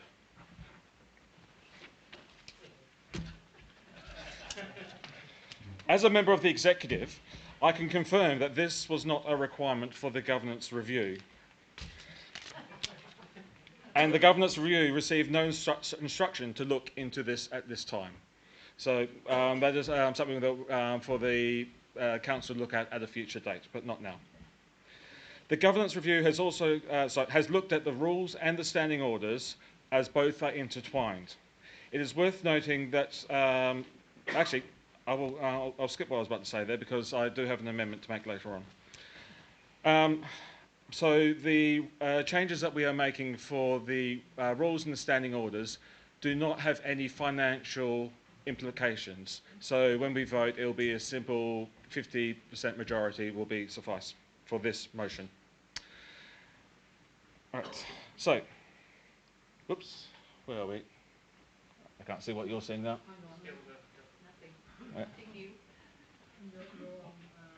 Where? Sorry, Eddie's driving the laptop. That's where we are, Peter. Okay. So, make sure that's the right one. Motion. Okay, right. So, okay. So, yes, this is what I wanted to start with. The schedule, as referred to in Motion A, is actually the changes to the rules. This is a bit of legally speak to make it easy for the secretary's job, a lot easier for writing the minutes. The governance review document has been produced, but the schedules can be amended by any changes as the council sees fit. Regardless, for the minutes, it will state that the schedule has been approved, not approved, by the meeting, and the amended governance review changes will still be publicised on the Central Council website, just like the 2022 governance review has been published. Ernie then does not need to show every single change to both the rules and the standing orders, which will save the ring world a lot of paper when publishing the minutes.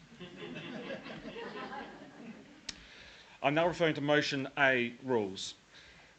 From the meeting papers section on the website. Unlike the governance review that was handed to the executive, all 48 pages of it, which some of you do have a paper copy of, the list of the changes shown are going to be shown before the proposed changes. Normally it's the other way around. But hopefully this will make it easier to read and comprehend the changes. At the start, the changes are simple. There is only one interpretation of definitions. Voting members are not defined anywhere else in the document, so the word person is used, so we have made it consistent throughout. From here on in, I will mention things worth highlighting as opposed to every single proposed change. If there's something anyone wants clarity on, I am happy to be questioned on it. A society contact was something that ended up being a bit of a discussion point. We now put the onus on the Ring Society to notify the Secretary who the society contact is via Standing Order S3. One big change is the removal of Rule 2, the transition motion. This has now largely been served its purpose and should be removed. This means that all the rule numbers have been renumbered, which causes issues for Motion B, but we'll deal with that later on. So forgive me if I refer to new Rule 3 or old Rule 4. I hope that the wording of new versus old will make things clear. But the biggest thing is the change here is the life members as mentioned in the transition motion.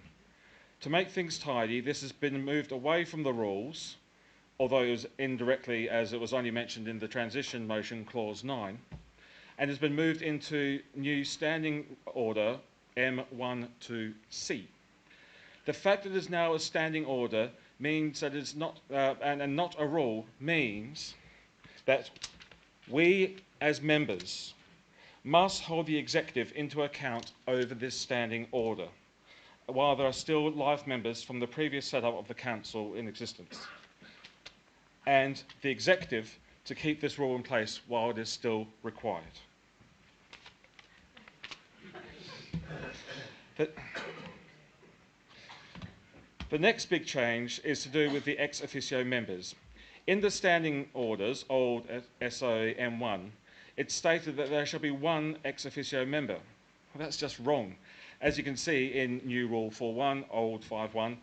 So the proposal is to move the standing order bit about the ringing world chair and to put it into new rule 4.1e. Yep. These are my reading glasses.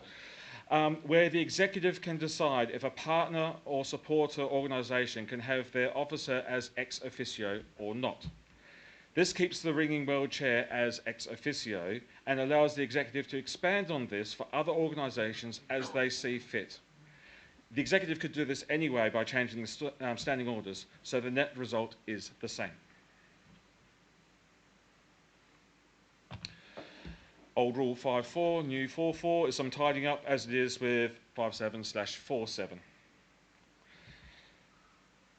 The standing orders have the heading of C5 has been changed to reflect the rest of the existing document. The ex officio changes in old standing order M1 have been covered, so old SOM2 becomes the new standing order M1. I've already talked about how the new M1 2.c, apologies for the error reference source not found in bold text. That's a formatting error that should not have appeared. This will be fixed by the time these changes are published.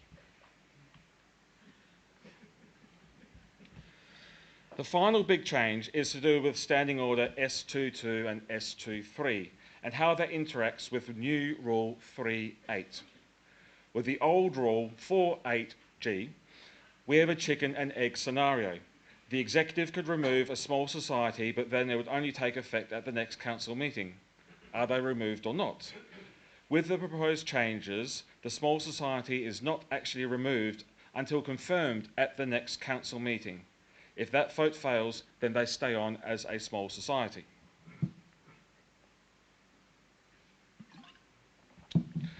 And now these are the proposed changes for new rule 3.8. Apart from there's a lot of tidying up of wording and phrases that do not change the context of the existing documents. My thanks to Mary Bone, who has asked me some questions in advance of the meeting, and I hope I have explained why we have proposed what we have. I would also like to thank John Harrison, who has been in contact, had some questions over these proposed changes in advance of the council meeting. And I hope that I've answered them as best I can to his satisfaction. But based off these discussions, I would like to amend the motion slightly. In the rules section, new rule 6.2b, I would like to amend the wording to just be for ordinary trustees, full stop. The reason being, the election process does not have to be covered here, and David Leby and I have had a few discussions while we were reviewing this. John has rightly pointed out that the election process is covered under Standing Order C8.1. Therefore, I would like to make this amendment to our proposal. Now, I'm not sure if this is in the right spot. Yes, it is. Good. I have one further amendment. The original motion says that the executive needs to vote on the standing orders. That is incorrect. Mel Cooper. Old rule 10.9, new rule 9.9, says that the standing orders can take effect immediately after the meeting as they are voted on at a council resolution. So if we vote this motion in, then it takes effect at the end of this meeting. So I've proposed the motion, and I also propose this amendment, these two amendments, so for 6.2 and also the actual wording of the motion itself. David Smith. So I haven't been nearly as involved as David Leby has, but he's no longer a council rep, so I'm sort of standing in on his behalf, but I have gone through everything in the past, and I'm very happy to second both these motions. Thank you. Thank you. Just a little bit more, Tina? Go for it.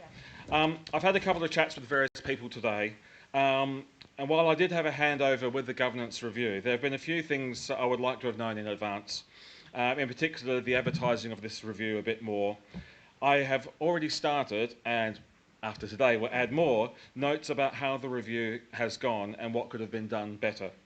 So hopefully when the next review, the next review will happen in 3 years' time, but hopefully when that happens, that I, or my successor on this, can get more people involved if they are so interested. I would now like to ask members for questions. Yeah, do we need to vote on those two amendments first? Okay, so Peter has proposed, sorry? Yeah. Questions. So we have two amendments to the motion as originally published, which have been proposed and seconded by David Levy. The amendments. Do we have any questions on the amendments itself before we speak to the main motion? No?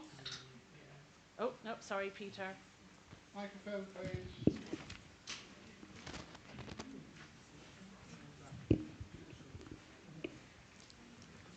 Peter Scott, Yorkshire Association. It's more of a point of order, really. Under the current rules, the people who are amending the motion after questions are entitled to accept amendments, and that becomes the substantive motion.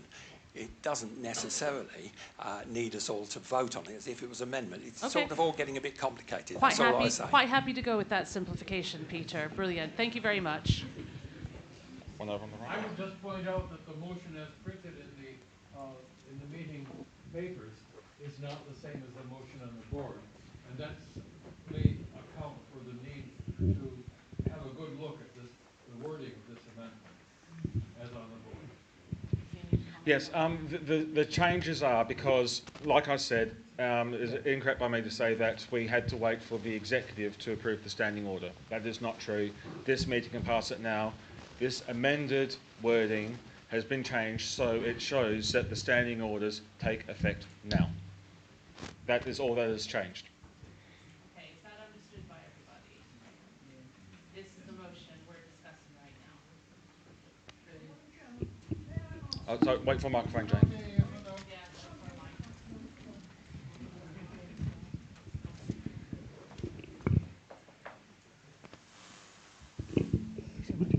May I ask, please, that Peter's speech and the whole text of what he's had to say be submitted immediately to Private Eye for publication? Lovely.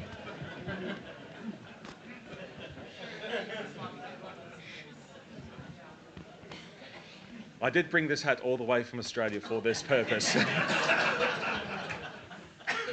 I told you we were in for a good time. Do we have any other questions, comments, feedback? Peter? Yeah.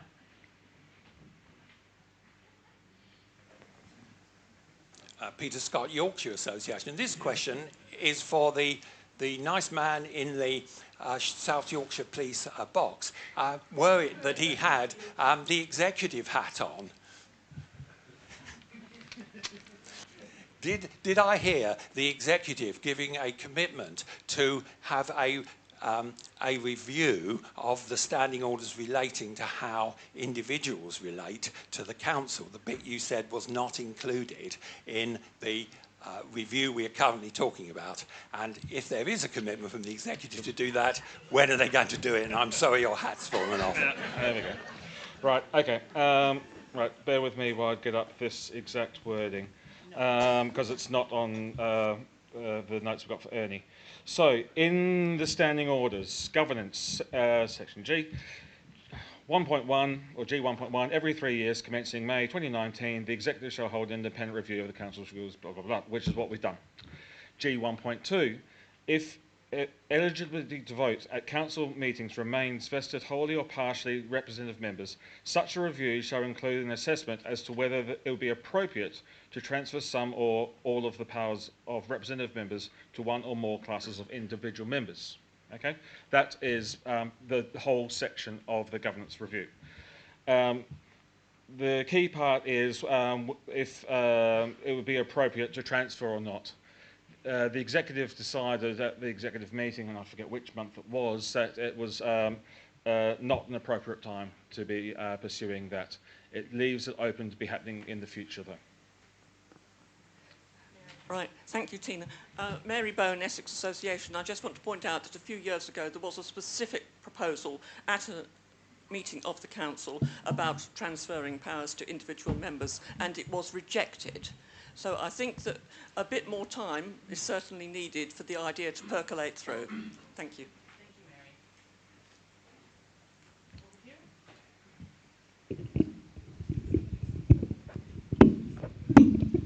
Whoops, falling over or knocking my chair over. John Harrison, Oxford Diocesan Guild. I would like to support what Peter just said about future reviews.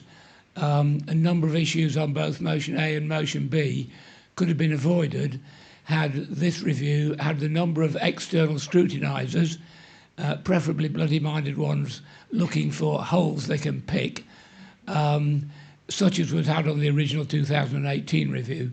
And if you talk to, what's his name, who's no longer a member, I mean, that went really well because so many people, including me, were trying to find holes, which would then allow it to be improved. Yes. Yes, as I said, there have been many things I've learned from this whole process, and I want to make sure it is documented for reviews in the future that's available for anyone who's on the executives to make sure that we do have those bloody-minded people, quote unquote.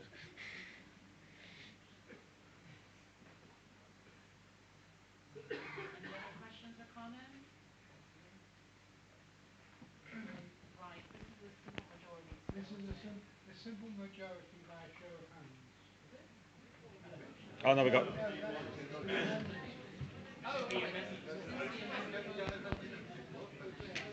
Thank you. Can we have a show of hands in support of motion A amendment, please? Right. Okay. Can we have say anybody who votes against the amendment? Okay. And is there any abstentions? 2. 3, 4, 3. 5. Keep your hands up so we can count, please.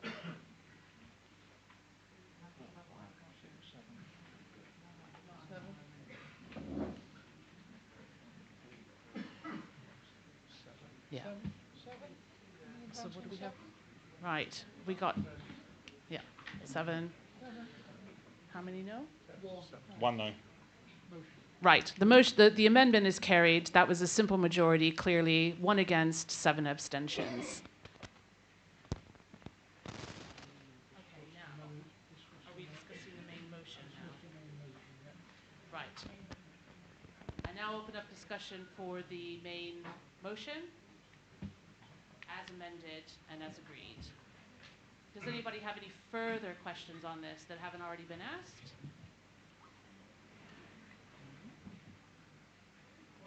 Good. Yes? If anybody who does have, we need you to raise your hands up very high because, as you know, I'm not very tall and we're all on the same level, so I can't always see everybody's faces. Was there somebody with their hand up? No. Nope. Nope. Yes? Nope. Right.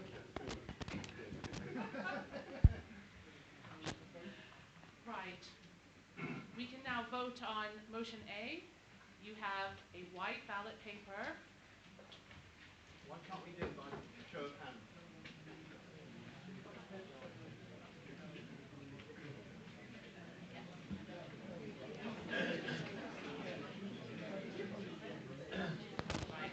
This is a rule change, and therefore we need a 2/3 majority. We need a 2/3 majority of the people who actually vote.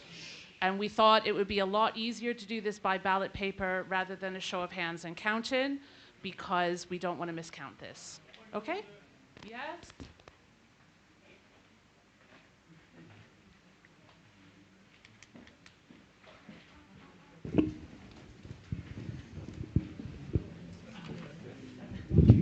Robert Perry, Truro Guild. I want to vote in this motion, but I don't want to vote either for or against. I wish to abstain. There's no provision for me to do that. And if you're counting votes, I don't know whether an abstention counts as a vote. Please just write abstain on the ballot but paper. That abstention will be recorded, yes. as it were.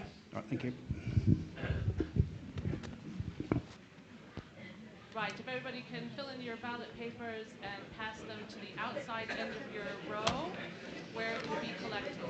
Oh, sorry, pass it to the middle where it'll be collected.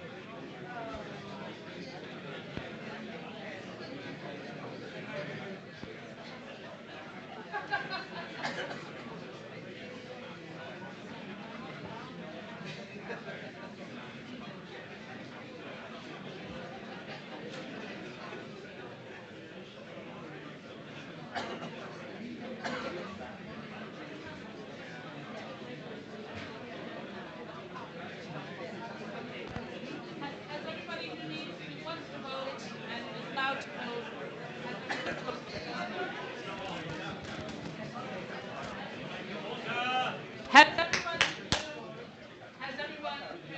has everyone voted who can and wants to vote? Have all the ballot papers been collected because our tellers want to go away and count them? Good. Excellent. Off you go.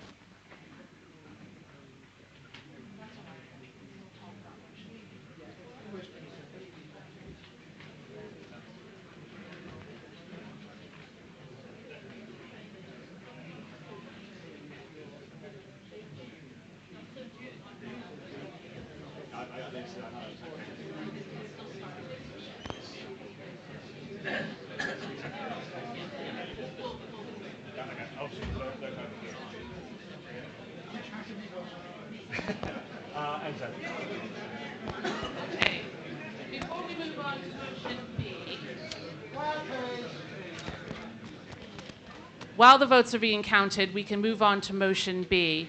Now, Peter referred to this in motion A by removing one of the clauses in the rules. It has caused all the rules after that to be renumbered. So I want you to, we've got a sort of a slightly tricky situation because both of these motions had to refer to the rules as they existed at the time the motions were put forward. And obviously there are very... What's gone off? Well, my battery's gone, yes. But, is this dead? Right. Oh, a big green thing in front of me. Woo! So, there's various combinations of cascade going on in this. Let me just emphasize that whatever decisions are made at this meeting do not come into effect until after the meeting. They will come into effect in the order motion A and then motion B, depending on which ones are passed. But if assuming that they both pass, that's the order in which they'll come in. So we know that there's some tidying up to do in the rules, mainly with basically renumbering everything. And what we're going to do is go straight on to the introduction of motion B. And assuming we have results from motion A, we are going to immediately put in a bit of an administrative amendment to just renumber everything so that the rules don't end up in a hot mess at the end of the meeting. So bear with us on a little bit of administration. Is that okay with everybody if we take that way forward? And then we'll open up the discussion to the substantive motion B. And hopefully this will be an exercise in a bit of renumbering. Okay. Can I, Ernie, you're proposing this and then turn it over to Alistair, is that right? Sorry, I'm just sorting out the battery in Tina's big pink thing. That's a much more. Right, I would like to propose the motion as written on the screen. I'm doing it simply because it shows that the executive have buy-in to this. I'm going to hand over, Pete Alistair is seconding it, but I'm going to hand over to Alistair to speak on the motion. Good afternoon all. My grandson recently brought back a souvenir hat with corks around it. Unfortunately, I forgot to bring it with me. I'm sorry about that. The terms of reference from the executive was to review the council's rules and standing orders in respect of society affiliation and representative membership, to ensure that all Bellringers societies who wish to affiliate to the council have a fair opportunity to do so without adding undue complexity or multiple exceptions. The review group should examine all aspects of council membership, including affiliated societies, small societies, and specifically university societies. The review should consider how to encourage or retain societies' membership of council. The review should seek to encourage societies representing university and other educational institutions to apply for membership of the council without excluding them due to the cost of subscription. That was an interesting task. First of all, I would like to say a great thank you to Colin, Craig and Chris for helping putting this together. We had some interesting discussions. Leaving aside the territorials, we explored several avenues to address the many different ways ringing societies are constituted and run, and each time could not write a rule to differentiate and yet encompass them all. For instance, we were asked to look at university societies. They vary between large alumni groups with an annual dinner and small student groups fostering ringing locally. There's no way you can put a group together that encompasses those, so we abandoned that one. So we decided to take an evolutionary path forward, leaving both the main affiliates and the small societies virtually unchanged, creating a flexible middle ground associated membership category on the lines of the Council's previous acceptance of the Veronese Association. We very much hope that this approach will both reduce the cost of membership where this is an issue and encourage many more ringing groups to apply for membership of the Council to the benefit of both sides. In compiling the resultant changes to both rules and standing orders, we also took the opportunity to clear up some current inconsistencies, unfortunately in parallel with the governance group, and I had no idea that they were doing the same thing. However, we also took the opportunity to clear up some other things, such as new features as requested by the consultation meetings, ably run by the President from a lovely sunny beach. We were terribly jealous. So we have the motion B summary, which is creation of a new associate category of membership to manage council membership for those groups of ringers who do not collect a regular membership fee from all their members. Hopefully this will encourage other what are called themed groups like doctors, firemen, bankers and so on. There's no reason I picked them. But anyway, to apply. Each associate society will be able to send one voting member to the council meetings. Societies wishing to transfer to the associate category of membership will have to apply to the Secretary and negotiate their subscriptions at intervals. Clearing up one little thing, the lower membership limit will be fixed at 50 for these affiliated societies, removing the lower limit of 25 for overseas societies. That's because it runs into the threshold between the affiliated and the smaller societies. So I think that was something was left behind from last time. There will be no change to the society's present membership category if this motion is passed.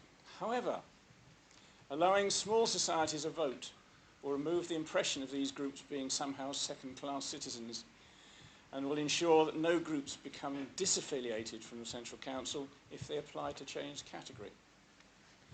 As I say, the threshold becomes a consistent 75 plus or minus 25 between the associate and affiliated and the small societies. Next one, societies wishing to apply for membership of the Council in any of the three categories of membership will have to satisfy the Council on the criteria set out in Standing Order S2. I also thought it was slightly odd that the small societies were the only ones who had to abide by these. Why shouldn't everybody else? So new applications, to affiliate in all categories will be required to meet the requirements of Standing Order S2. But this is not retrospective, but is recommended that the current affiliated societies review how they would meet these requirements. Next one I added in, remove the rules requiring an annual or triennial election of council representatives by society. I feel that's rather odd for the Central Council to put that as a rule when surely it's up to the individual societies to decide how their representatives should be elected. The annual subscriptions, Standing Order F1, will be £1 per affiliated member, 40p per declared associate member, negotiable, and £10 for a small society. The increase to £1, of course, was voted last year. While negotiable, the minimum subscription for an associated society is proposed to be £30, i.e. the minimum membership of 75 at 40p each. All the detailed changes of the rules and standing orders are on page 12 of your papers. At that point, I think I will shut up. Okay, we have the results from motion A. Can you hear me? Is that working now? Yes? We have the results from motion A. Motion A has been approved, but with 126 votes for, a 94% approval, 7 against, 10 abstentions. So on that matter, I'm going to first call on Peter Harrison to propose an amendment to motion B, which is the renumbering piece. So, Peter, back again. Hello, Peter Harrison, ANZAB. So, here we go. So, I'm speaking to some amendments to motion B. The changes I wish to propose are purely to reflect the wording that was just passed in motion A and some extra tidying up.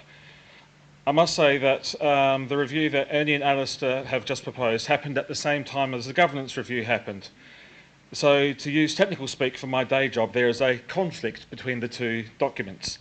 I wish to propose the following amendments to make motion B fit in with the just approved motion A. There is no intent to change any of the context of motion B, but so that's why we're doing this now before we get into the nitty-gritty of the motion itself. I've produced a table showing the original rule/standing order, what is in motion B with their context, and what my proposed changes are. In some rows there are no changes, but I've presented it this way so you can see what the changes are in context with the whole motion. If this amendment has passed, then we can just remove the middle column and just look at the differences between the first and last columns, if that makes sense for people. You're about to see the columns. Okay. Oops, sorry. Is that the... yes, it is the first one. Yep, great. Okay. So the first row is the heading change that we just talked about, and the rule numbering changes, except for the last row, which carries over the change from motion A itself. Okay, so nothing too groundbreaking there. Row 1, 3.1 picks up the rule numbering changes, and row 2 does the same thing, as well as the wording changes just approved. In here, the first row does the same, while also showing the intent of the motion. And row 2, which is 3.4, shows the rule number changes, intent of the motion. But the small societies and registered small societies, associated societies are not registered associated societies by the proposal, although the original wording of the motion says certain parts they are, but most they do not. Therefore, in this amendment, the word registered, this removes the word registered for associated societies, but there is a register of associated societies. Proposed rule 3.5 and 3.6 are purely just number changes, although 3.6c picks up some of the motion A wording used later on for the registered small societies, but one key word was removed, and is the word smaller, as it's not defined anywhere and it's ambiguous. Okay. While this looks like a meaty item, the changes are both rule number changes and wording changes from motion A, much like the last row we looked at. The context of the motion has not changed. In a new Rule 3.8, again, it's the same sort of change. Proposed 4.9 is dropped as we removed it in the similar rule in motion A. New Rule 3.9 is just a numbering change. 3.10 is the same with the adjusted wording from motion A.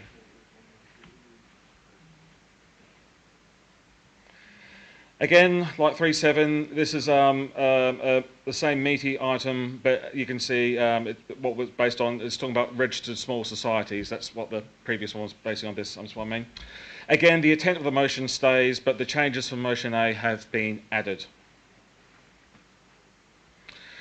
3.12 has the same sort of change, and again, proposed rule 4.14 is dropped as we removed it in motion A. Rule 3.13 reflects the numbering and the wording from motion A. 3.14, 15 and 4.1 all reflect the wording from motion A in this new rule with the numbering changes. 4.2 and 4.3 are unchanged apart from the rule number. 4.4 reflects the changes from motion A. 4.5 and 4.6 are just numbering changes, nothing more than that. 4.7 reflects the changes from motion A for the registered small societies that make up the rule for associated societies, but also highlights that the rep for this society is a representative member. This is done because it happens on the next slide with the small societies reps being changed to a representative member, so it makes the document consistent. Rule 4.8 is just a numbering change. 4.9, 4.10 have the changes I mentioned on the previous category with the new numbering. So now we move on to the proposed standing order changes. There's not a huge amount here. F1 stays unchanged, but it's here for context. 1.1 is unchanged from the original motion, but is still here for reference. Same with 2.1 is unchanged, but it's again there for reference, as was the original motion. S2.2 reflects the changes from motion A, as does S2.3, and S2.4 is unchanged.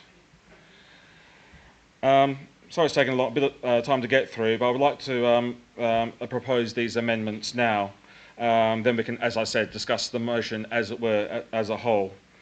It just means that everything will fit in with the document and with the rules as we just voted on for motion A. And I can tell you that the future governance review will thank you if we pass this motion now. This amendment now, sorry. If there's anything I've missed for this amendment, then please let me know. I would also like to say that my proposal of these amendments is not necessarily a vote in favour or against the motion as a whole. All it is bringing the wording in line with what we've just voted on for motion A. I therefore propose the amendment. David Smith? David Smith answer. Right, do we have any questions or discussions, or would we like to go straight into a vote? I've only got one very small one. Absolutely. Just to say thank you for deleting smaller in the affiliated societies, because the Devon Association wants to move into that category because we don't keep membership records, but we're not a smaller society. We've got 159 towers, with each with a guess of 6 ringers. So thank you for deleting that. Tim Jones, sorry, Devon Association. Chris Haller, North American Guild. I'm not going to argue about anything to do with fine points, but there is one typo I'd like to correct. Stranding orders should be changed to standing orders in the last point of motion B, please. Thank you. Any other comments before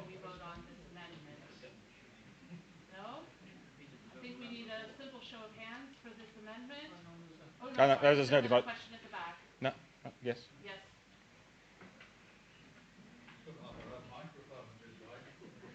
Sorry, Tina. It's the old bat being a nuisance again. Wilkinson Society of Royal Cumberland Youths. I'm seriously bothered about the new category of associated members. Point of order. Point of order. We're not discussing that whole association. No. This is purely an amendment to make Yes, the I know. motion We'll together. bring them in. If you want to discuss the whole Yes. new category, please wait until the amendment is passed. Then we can discuss about whether you want to have this new category or not. Will it not bring them in under the amendment? No. Right. Well, you'll have to hear from me again, I'm afraid. Sorry. In which you will not be excluded. Right. Can I have a show of hands in favor of the amendment to motion B? Okay. Can I have any hands up against? Time, please. One. Abstentions? One. Any other abstentions? Hold your hands up nice and high. I can't really kind of see at the back. There's one there. Is there another one here? No. No. Okay, the amendment to motion B passes. And so we'll now move to discussion of the substantive motion B, which is about the tidying up things that Alistair referenced, and also the creation of a third category of membership, associated membership, as well as affiliated and small society. Right. Who wants to start this conversation off? Brian, Doreen and then Brian. Darren Griffith, Zanzeb. I just wanted clarification. So the motion as it stands now, any society that does not collect a regular subscription from all of its members, being sufficiently large membership, could choose to become an affiliated society or an associated society at their own preference. Is that correct? Yes. Okay. Yes. I just wanted clarification. However, if I want to just clarify that a little bit further, there is a process for applying to become an associated society, and that does have to have the approval of the executive. Okay. So there is a process. It's not we vote one way or Automatic. the other. There's a process that has to be followed. As Alistair said, at the close of this meeting, if this motion is passed and takes effect, no societies of current status will have changed in any way, shape, or form.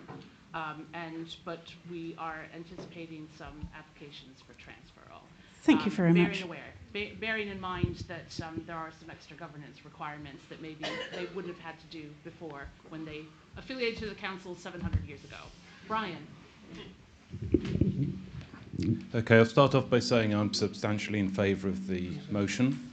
Sorry, can I just ask that all members please give their name? Dizerens, Central European Association. I've got to write it in the minutes. My apologies to the chair. Firstly, I am substantially in favour of this. This significantly benefits our association being in one of these middle categories, sort of rather too large for a small society, but not really having the resources of a large one. However, I would, on a sort of point of order, I would question having a single motion for everything. I know there are certain parts of this proposal that would pass easily, but I'm concerned that there are certain sections of this that might not be so accepted universally. Do you have any parts in mind? Well, I'm just hearing from Jane for a start. Oh, well.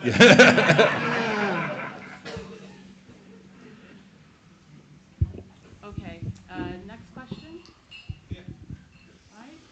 David Smith, ANZAB, slightly repeating Darren's point. I'm a bit concerned about the opening wording, which refers to membership who don't collect a regular membership fee from all their members. Just about every society has a category of membership, like life members, that don't pay fees, and therefore they would all be eligible.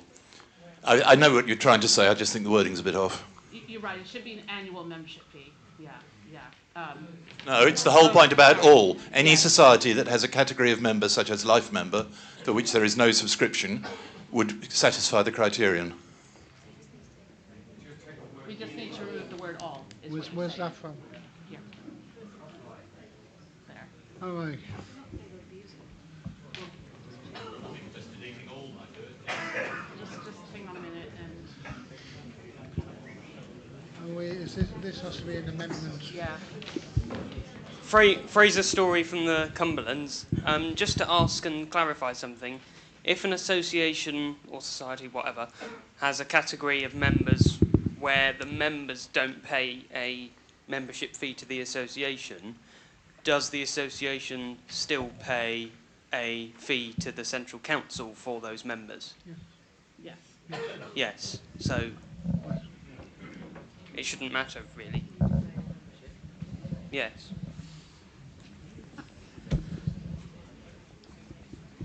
Andrew Aspland, where am I from? Lichfield and Walsall, sorry. I want to say Yorkshire Association because that's what I'm thinking about at the moment. We have honorary life members who can ring peals for our society in the absolute droves. So we do have members that we do not collect a subscription from. And there's hundreds of them. Okay, and? Well, is it a question so you're saying, or is that a point? So because we had a discussion in Lichfield and we said that we didn't think we had to pay £1 for every person who is an honorary life member who could ring a peal for our society. So the guidance on how you count your membership is unchanged, right, which is already in the rules. And okay, somebody's going to look that up for okay, me. And that guidance still applies. Okay. That wasn't because that, sorry. Yeah. Okay, so I think what we might have is a proposal to remove the word all from that, which David Smith has proposed. And Paul Whitton is seconded. Can I just Sorry, you're.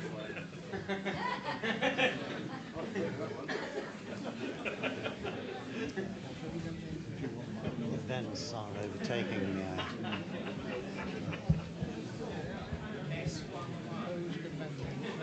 Right. Remove the word all. Do you have a comment on the amendment? Or are you waiting clarification on counting the membership? I'm waiting for clarification on whether our peal ringing members of our society. So it is really unchanged from what you declared this year. Right. Yeah, effectively. But I'm quite happy to take that offline and clarify that with you. Yeah. Thank you. Okay, so microphone. Hold on. There is a proposed amendment. Is that seconded? Yes, it has been seconded by Paul. Who proposed Andrew, it? are you speaking to the motion or are you speaking to the amendment? I'm trying to speak to the point that was made about 5 minutes ago, if I may. Mm-hmm. As president of the Yorkshire Association, we're a large, geographically diverse, and we have large numbers of members, including a growing category of life membership who don't actually pay anything, but I take the view, as does my committee, that they pay a subscription. It just happens to be 0.0. And as a society, as an association, we will be paying the per head fee based on the numbers we report, which will include those in the total. Thank you, Andrew. First of all, are we proceeding with this amendment? Wait. Are you speaking to the amendment, Alistair, or answering a question? Yes, I was going to. Yeah. This came up, sorry to interrupt, this came up as part of the consultation meeting where, I can't remember which group it was, said that they have a group that part of their membership does pay a subscription and a large part of it doesn't. Therefore, the calculation that you've got in the rules currently don't really work.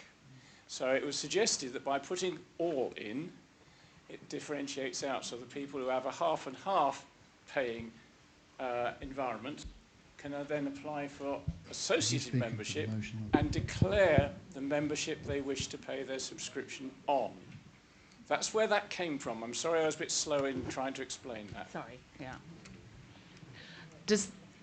I may be misunderstanding. I may not put that correctly as you would like, but that's what the intention was. I have two at the back here would like to speak. And this is talking to the amendment, just to be clear. No, he's speaking to the motion. Are you speaking to the amendment? I haven't a clue, but I'm going to try. No, you're not yet. You're not yet. Right. The amendment before us is to remove the word all from the first sentence of this motion. Can I just ask who seconded the amendment? Paul Wooten. Oh, you did. Right, can I have a show of hands for deleting the word all from this motion? We might need to count. Keep your hands up high so that the counters can count.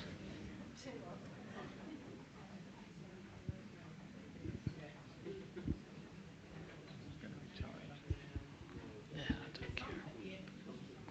Oh, and me, sorry.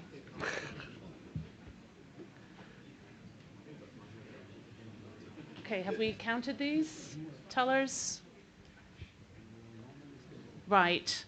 Can I please have a show of hand on who do not wish all to be deleted from this, to defeat this amendment? 1, 2, 3, 4, 5, 6,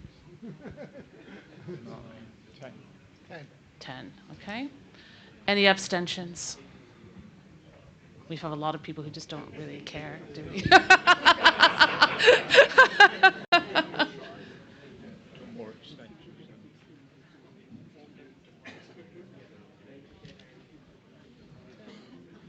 So how many were for? Sorry? 43. And then on this side, how many did I have for? How many voted for For the amendment. the first show of hands? First vote. That's why I don't do short. Oh, that's okay. Yeah. I think it's clear. It's carried. Yeah. Okay. We've got that. I think that was in a majority. But if you are worried about that counting, I'll have you raise your hands again and we'll recount. Are you happy with that acceptance of the amendment? Yes. David, a microphone, please.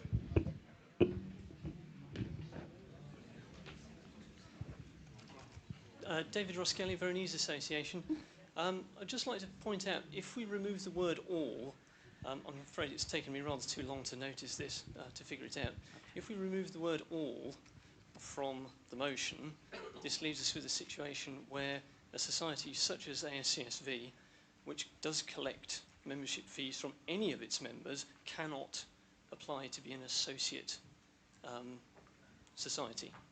It has to be. It leaves us in a situation where ASCSV is still stuck in a middle ground, like we were before, and we'll need an exception, or we will have to leave the Central Council. Would you like to speak to that, please? Or do you have a question? I'm coming. Thank you. Jackie Roberts, Guildford Diocesan Guild. My understanding is that the definition of what all these societies are is in the addendum. Yes. Rather than in the motion. So we're debating something that has no relevance. Ah, thank you. You're welcome. Yes, I think the word all is not actually material because it is very clearly defined in the definitions in the schedule and the addendum. Are we happy to accept that? Do we want? On your right. Yep. There's somebody we need a microphone over here for somebody who has their hand up who I can't see. Yep. Over there by the window.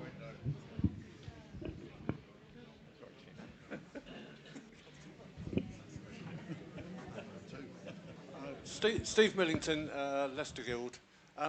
I believe that first bullet point now doesn't make sense. I'm not arguing whether we should have all or not, but I believe that sentence doesn't actually make sense. Okay. As Jackie pointed out, it is actually defined in the schedule, which is really where the meat of the changes is, which we've had a chance to examine. Do you think that what's defined in the schedule doesn't make sense, Jackie? No, I was just going to propose... Here you go. It's Jackie Roberts, Guildford Diocesan Guild. Can I propose an amendment to any of that is relevant that says, as defined in addendum to the rules and standing orders as proposed? It's there. Rather than... It's on the bottom row. It's on the bottom bullet. Yes, but if we're arguing about every single one of those... I think actually we've just gone down a rabbit's hole, actually. Yeah. I think, Okay. can we just back off this whole discussion? Let's forget any of this happened. I believe that. I think we've gone down a rabbit hole because we have not read all the bullet points. We don't. We could ignore all that. This is a descriptive piece. The substance of it is listed in the final bullet point, Chris, and then somebody at the back over here.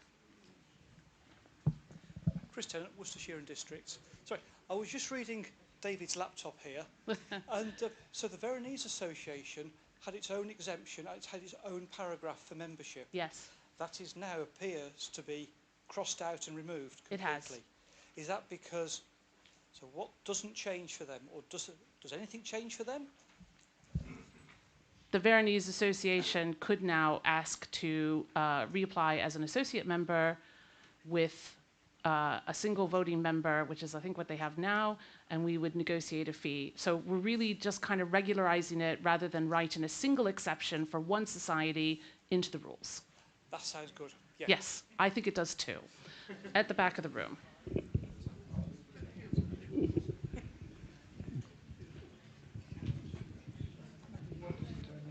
Right. On you go. Linda, you can have first. Thank you, Mrs. Wilkinson. Sorry, I think I'm being thick here.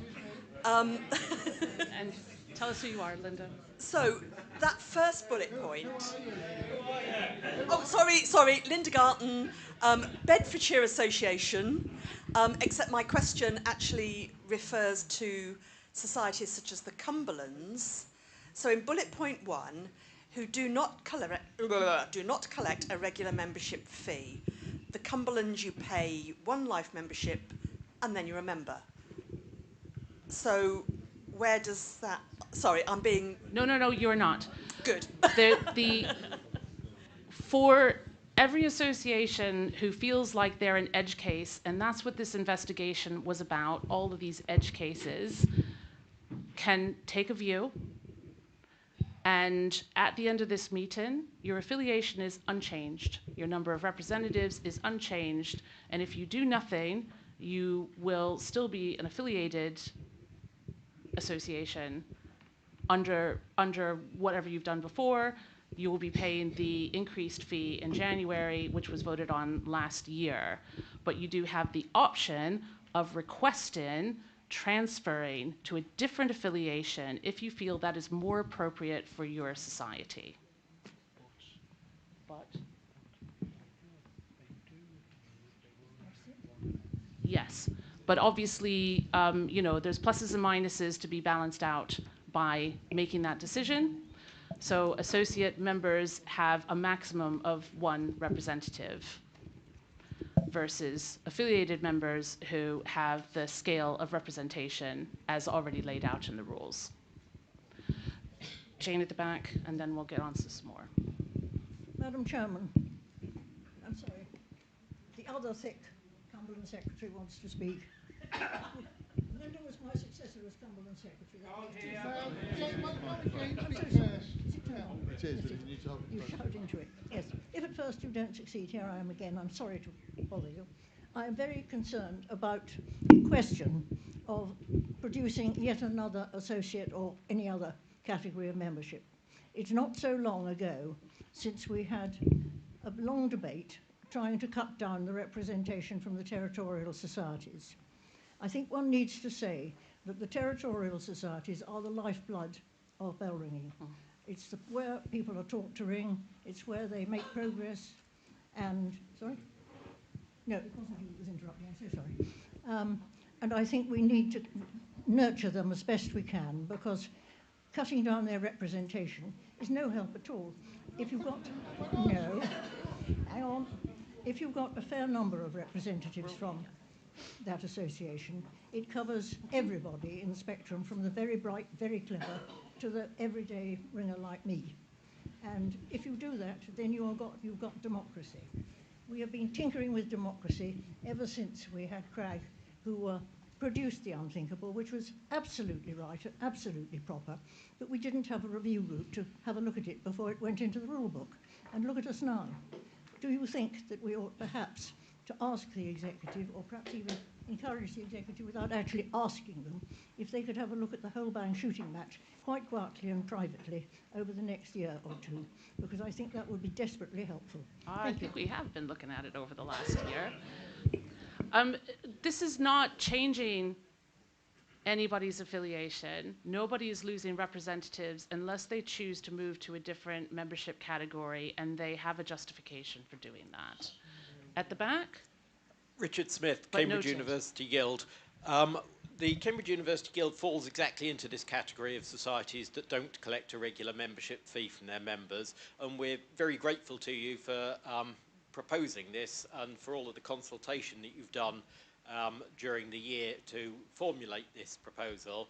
I'm certainly proposing to vote in favour of it, and I do hope that it passes. However, we do have one point that we perhaps like the executive to consider. This doesn't require an amendment or anything of the sort. It's a discretionary point that's already built into the proposal. The 40p membership fee is marked as negotiable, both in the text on the board and also in the addendum to the rules, or to the standing orders rather. The Cambridge University Guild are of the view that given how important youth ringing is to the Ringing 2030 programme, and in particular Pillar 1 of it, that perhaps the youth members of the Cambridge University Guild shouldn't be charged as if they were part of the regular membership, and perhaps would be interested in negotiating a slight discount on that basis. This obviously is not something to be formally discussed here, but it is something that we perhaps like the executive to bear in mind. We can certainly take that conversation offline, yeah. Paul? Oh, wait, I think I've got somebody, Tristan at the back, and then Paul, yeah. Tristan Lockhart, Leeds University Union. I just want to say that we, along with a number of other university societies here, also support this motion. Having young members be able to take part at Central Council meetings is very important to us, and we feel we add a bit of representation. If we didn't have this amendment, the cost to us for affiliation fees would become untenable because we're a very low income society, so we support on that basis. We also support that it's right for us to negotiate on a case-by-case basis, as we would still be exemptions from the usual way of calculating membership fees. Yes, we have the support of the student groups as well, and we hope to encourage more university societies to join in due course. And I would just like to say that university societies being members of the Central Council is not a new phenomenon. It's been the case for several years now, so we haven't come in through crack. We're well established at the council now. Thank you, Tristan. Paul, and then Elaine after that. Paul? I Say your totally name. support what's behind the motion and the Your intent. name. No, your name, Paul. Tell us your name. We need to record it in the minutes. Paul Watton, Bath and Wells Association. Right, I support the principle behind this motion, however, which is always a dreadful thing to say, isn't it? Let's take added an appeal process where an application for membership is rejected. That's a descriptive sentence. It's not a substantive motion. It isn't a substantive act in the motion. There's a mixture in this motion of substantive actions and descriptive statements. I think it needs redrawing to some extent, but now is not the time. It may be something that we could request the exec just come back and we'll look at again a little bit next year, because it doesn't quite make sense in some areas which other people have pointed out. Remove the rules, that probably is a... Allow small societies to send one voting member to the council meetings is an intent, it's not a direct action. Can I just stop you there for a minute, Paul, because we have actually been over this, in that the meat of the motion is in the rules and standing orders as listed in the addendum and the detail. And I have to say, we took this approach, which is a little bit experimental, but we took a common sense view of rather than going through absolutely every line and Xing it out, is actually, this is the high level of the changes, the detailed changes that are proposed in that schedule, which you have all had a chance to examine in great detail. So I don't want to get involved in the wording on this slide. This is a high-level wording to describe the substance of the change rather than the specific text of what is going to be changed in the rules. Can I just reinforce that and say my original slide said motion B summary. Yes. It did not say it was a motion. The motion is, as the chairman just said, on page 12, etc., etc. My original slide said motion B summary. Yes, and we should have left that word in place, yes. Right, Elaine? Elaine Scott, Yorkshire Association. Could you not solve the problem of the first bullet point by saying those groups of ringers who do not fall into No, we're not doing that anymore. Right, okay. Yeah. But just there in the aisle. Sorry, I don't know your name. I'll know it soon. Thank you. James Mort, the Worcestershire and Districts Change Ringing Association. Whilst we voted earlier to amend a slide, which we obviously shouldn't have done, looking at what is in the proposal at what was 4.6, but I think has now become 3.6, yes, it does include the word all there. So it says applications from, we deleted the word smaller, but bell ringing societies that do not collect a regular subscription from all of its members can become this new type of associated society. Because it says that, technically I think the Worcesters could apply to become an associated society because we have categories of members for which we don't collect a subscription.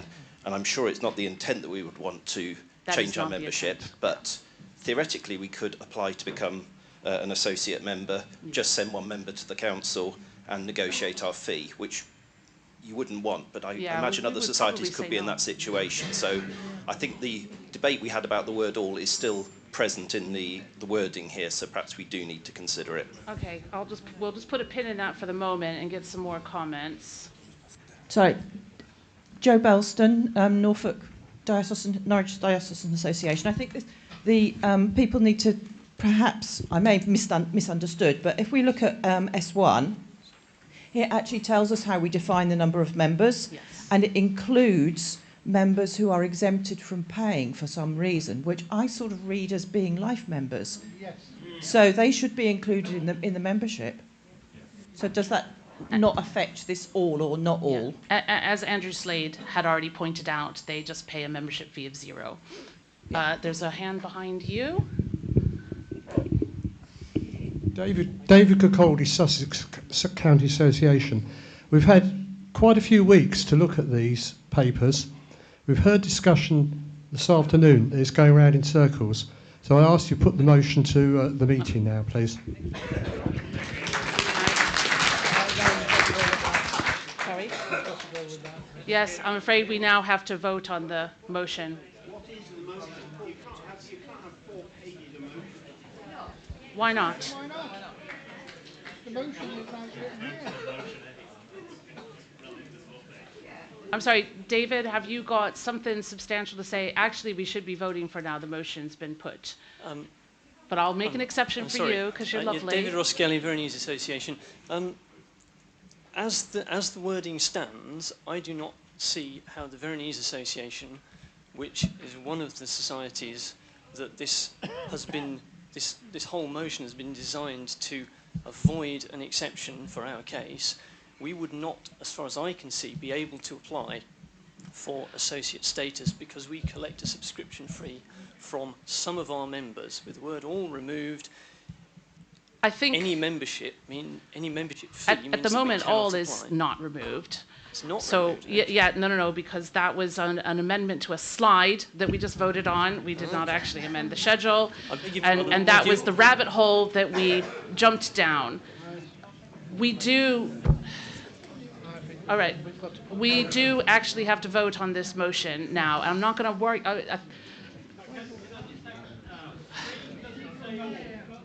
Right. Right. You take that slide off. Yeah, just take that slide off, please. Right. Can we just have a little bit of common sense in here? I think that the word all, we understand what the intent of this motion is. If we need to do some tidying up to the standing orders afterwards, we will. But can we vote on this motion? You can vote on whether you think the word all should or should not be included as part of your decision on how to vote. The motion has been put, and you can support it or not support it as you see fit. If you think it's so poorly written that you can't vote for it, do not vote for it.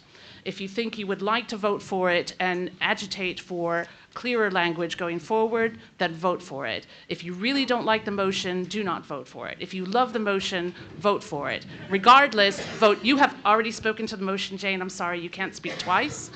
Everybody, please vote on your ballot papers. Huh? Write down abstain, yes. Yeah. Have you got a point of order, Jane? Yes. Can Jane have a microphone? I dealt with one of these when I was sitting in the chair you're sitting in today. Yes. The point here is that when you have a point of order, you have to vote on the point of order. I dare say it would go straight through, but you have to vote on it. You can't assume it's been carried. So then you can put the motion. No, I don't understand. I don't understand what you're saying, no. I'm not voting on a point of order. Somebody's just put the motion. That just forces the vote. Do we? Fine. Raise your hands if you would like to vote on this motion right now. Thank you. Right. Please vote on the motion. Thank you for keeping me straight, Jane. Well, I didn't know that. Oh, that's a new one on me. Yeah.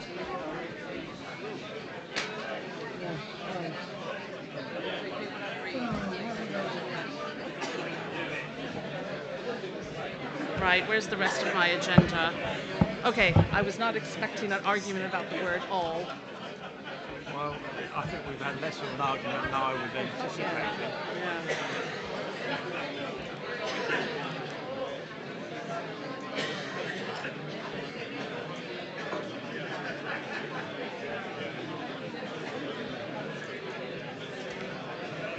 Well, you want to know what? We did that in an hour. That was the one thing we burned time on. We've done both motions in just over an hour. Yep, yep, very good. And that was complicated. Sorry, you missed your chance.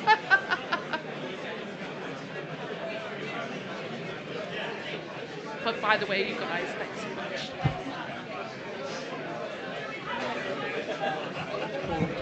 Has everybody who can vote and wishes to vote turned in their ballots? Can we make sure we have all the ballots collected, please? Oh, we have one here. Who else has not turned in their ballot yet, who wishes to?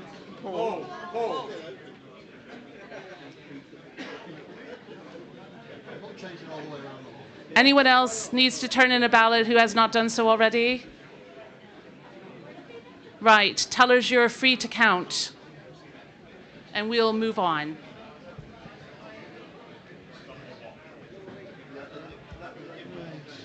So these are, we don't even have, do we have to have a show of hands on the trustees? No, just no's. Yeah. Okay. If we move on to item 14 while we await the results of the count of motion B. Is the election of trustees to the executive. We have had the following nominations, which you can see there. Ernie Runciman, proposed by Ali Devine and Eileen Butler as to remain in his role as secretary, and we have two ordinary trustees proposed, Beverly Faber, proposed by Jane Wilkinson and seconded by Eileen Butler, and Alison Edmonds, proposed by Elva Ainsworth and Zoe Bennett. You will have seen the summaries of their nominations in the meeting papers. As we have exactly the number of vacancies that we have trustees, as we have nominations for, they are appointed, elected, elected unopposed. and therefore we just note that in the minutes. And yeah, and if we can have, Alison's not here. No. Yeah. And we look forward to our slightly revised executive going forward. We next have item 15, the appointment of independent examiners. What do we do on this? Someone's going to propose. Oh, right, and who is that? I'm not allowed to object. Should be Jason. Right. Do I have a proposer? Can I have a proposer for giving us permission to appoint an independent examiner, please? Jason proposes. Who seconds? Anthony Levelwood. Who are we appointing?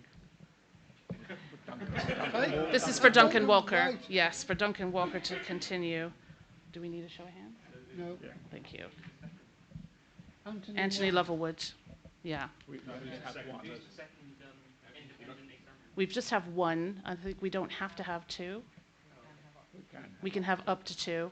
At the moment, we don't have two. We will try and get a second one, but at the moment, we just have the one. Okay, I'll move on to future meetings, which Ernie is going to start talking now. We have a confirmed invitation for next year from the Coventry Guild. We have accepted an invitation for 2027 from Lichfield and Walsall.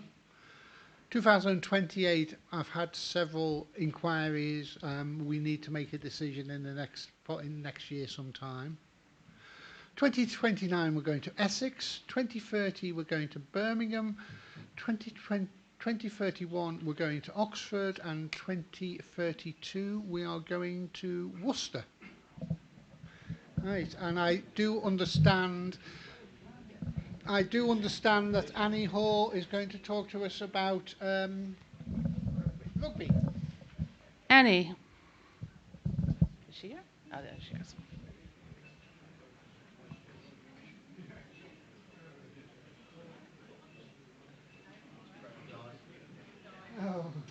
Oh, we've been talking too much. Do you want my big green ball? It's a big thing.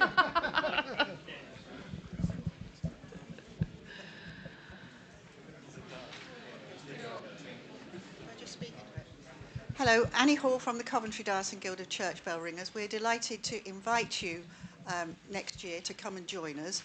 Contrary to reports in the Daily Mail, we do consider Warwickshire to be a safe place to visit. We've decided to hold the meeting in Rugby at the Ben Hall. It's not a roadshow year next year, but we hope we'll have activities on the Friday afternoon to showcase some of the work that we're doing in the Guild, as part which we were encouraged to do as part of the CRAG report. So I hope to see you all next year in Rugby. Thank you very much.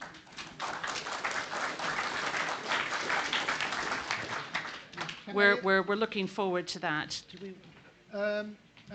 Somebody was going to talk Yes, to Andrew. us. Andrew. Yes, Andrew, if you'd like to speak to that, and we'll give the results of the motion after. Yeah, take my grid beat. Hello. We also hope to welcome you again sort of to the Midlands, so 2 years in a row, to the Lichfield and Walsall. We haven't finalised a venue yet, but it's looking to be in the sort of, well, even in the territory of the North Staff. So Uttoxeter Racecourse is one possibility. Burton-on-Trent Town Hall is another. You'll notice there's a little bit of a brewing theme going on with the Burton Town Hall, so we do hope to be able to showcase some of our local beers for your consumption.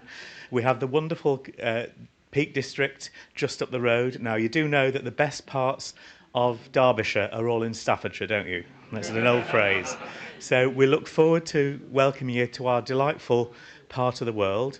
You may not know that sort of area of Staffordshire terribly well, but we're pretty close to the National Arboretum. We have Cannock Chase and all sorts of other interesting places to visit. So please do come and ring on our wonderful bells, including the mighty 6 of Horcross, he says, plugging his own tower, and enjoy the meeting in 2027, where it will be a roadshow year.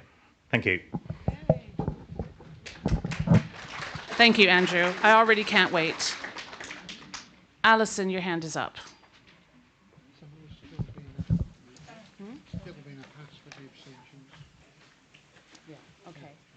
Alison Oh, Hodge, sorry. Worcestershire and Districts Association, to be formal. Can I make a plea, please, to those in Coventry, Lichfield, to be decided, Essex, St Martins and Oxford, and perhaps some people who've organised these meetings in the past few years?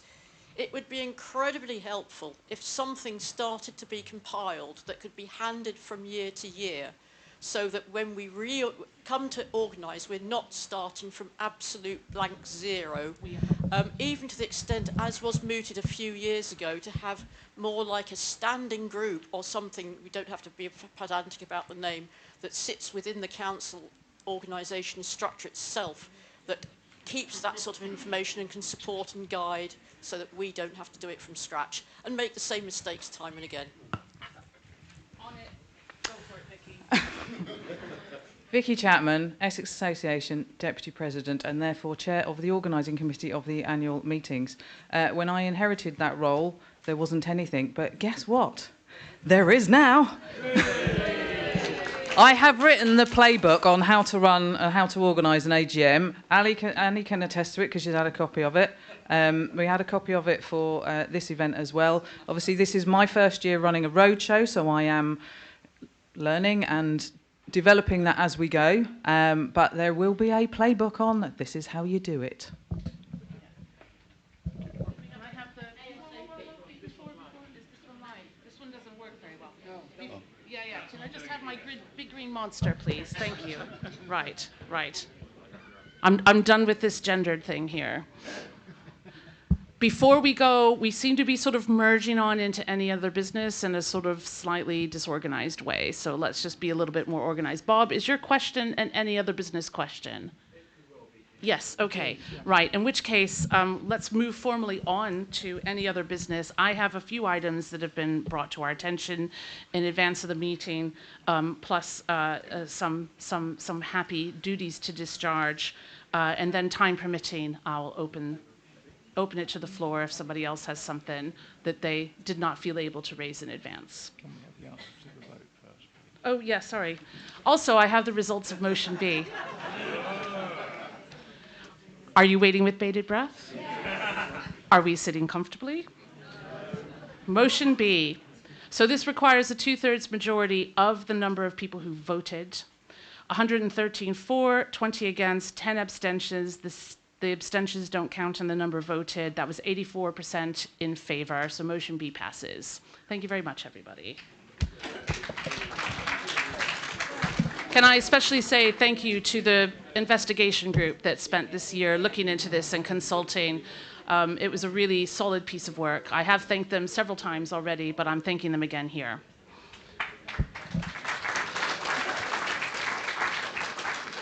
Certificates? What? Certificates. Yes. Bob's question first.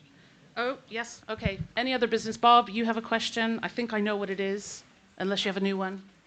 I think you do know what it is. I'd like to endorse what Alison said just now, and I like Vicky's response.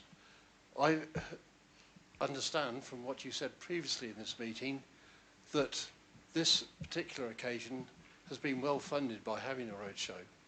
Therefore, that sets a precedent in itself.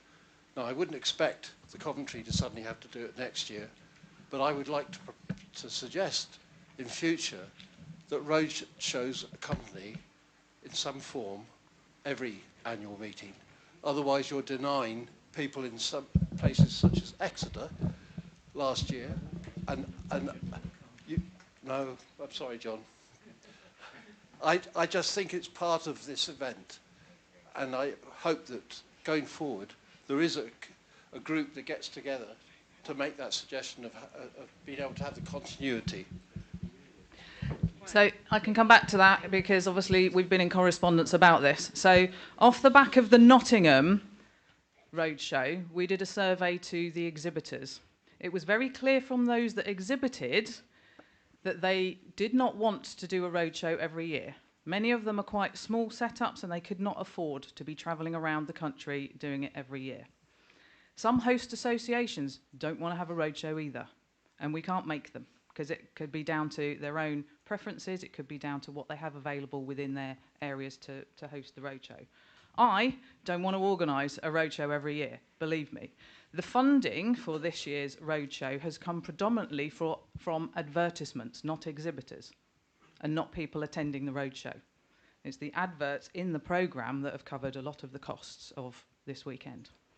So the roadshow, when we do host a roadshow, it has to be cost neutral as much as possible.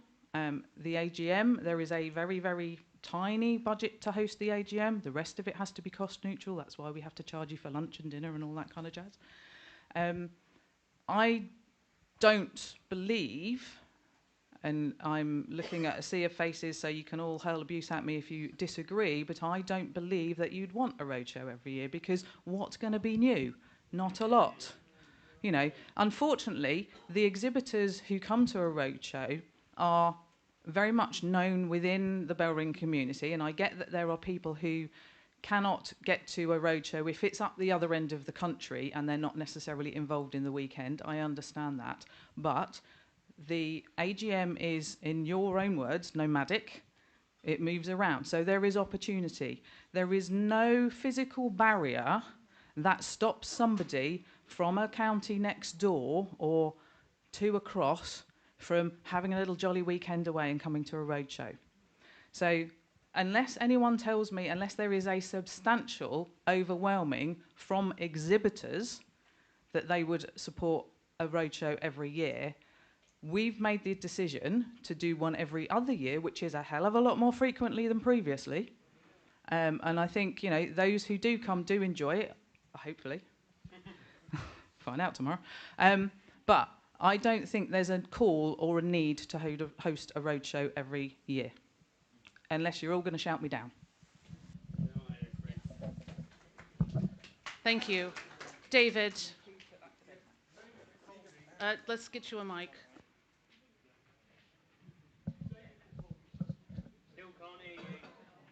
Oh yeah, so the pink. David Cccbr, Sussex County Association. I actually had the privilege, perhaps, of organising the one in Nottinghamshire. I totally agree with what Vicky says. It's a lot of hard work, believe you me, even with a good team working with you. The main thing was, what Vicky said, the exhibitors do not want to come. They don't, probably, when I spoke to them after Nottingham, most of them didn't want to have it any sooner than 3 years, not 2 years. We seem to have got into the mindset that we've got to have a roadshow every 2 years. I understand what people say about the distance to travel, but the exhibitors said they would like a minimum of 3 years between them. Yeah, and I'll just iterate the point about the tremendous amount of work that it takes to put on a roadshow in addition to organizing this meeting. Vicky's been basically absent from all other business in terms of attending to this, and what a great job it has turned into. But it does take a tremendous amount of work, and I think we need to appreciate that for all the people who have organized roadshows in the past and in the future, and give a big round of applause for what tomorrow is going to be an absolutely fantastic day.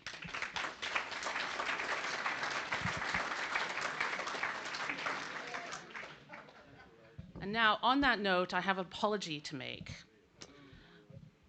Last year, we saw the retirement of two of our workgroup leads, Alison Hodge and Chris Ridley, and what with one thing and another and my raw greenness in the job, I absolutely neglected to thank them properly for their time as workgroup leads. And so mea culpa, I'm throwing myself in the mercy of the meeting, apologizing both to Chris and to Alison and to the meeting for not recording that properly.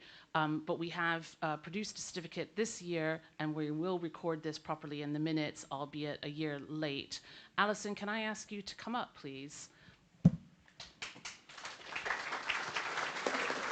Oh, I'm going to have to get around.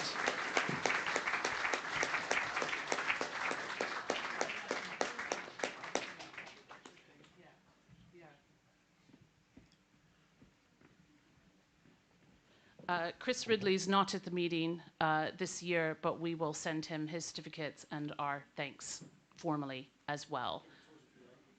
Okay, yep. Do we have it? Yeah. And did we also we have Clyde? No, that's Chris Ridley, not Clyde, right? Yes. Yeah. Chris is, I did wasn't Clyde there. already. Yeah. You Yeah. did Clyde last year. I yes. did. Yeah. Yeah. I also have the mixed. Yes. I also have the mixed blessing of saying farewell to a trustee whose advice and guidance I have valued very much over the very short time I've been president, and I know that Simon Linford also valued that advice. She's continuously been apologetic for not spending enough time on council business because of her multiple leadership roles for a very large association, the Oxford Diocesan Guild. But I have to say that the viewpoint from that place has been invaluable in shaping our policy and continue to shape our strategy, as well as personally, I have found her advice really, really helpful. So with grateful thanks, we say farewell to Catherine Lane, if you would like to come up. You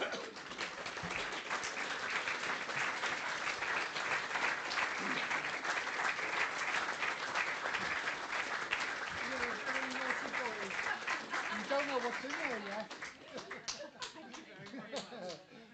I did send everyone saying I don't want anything.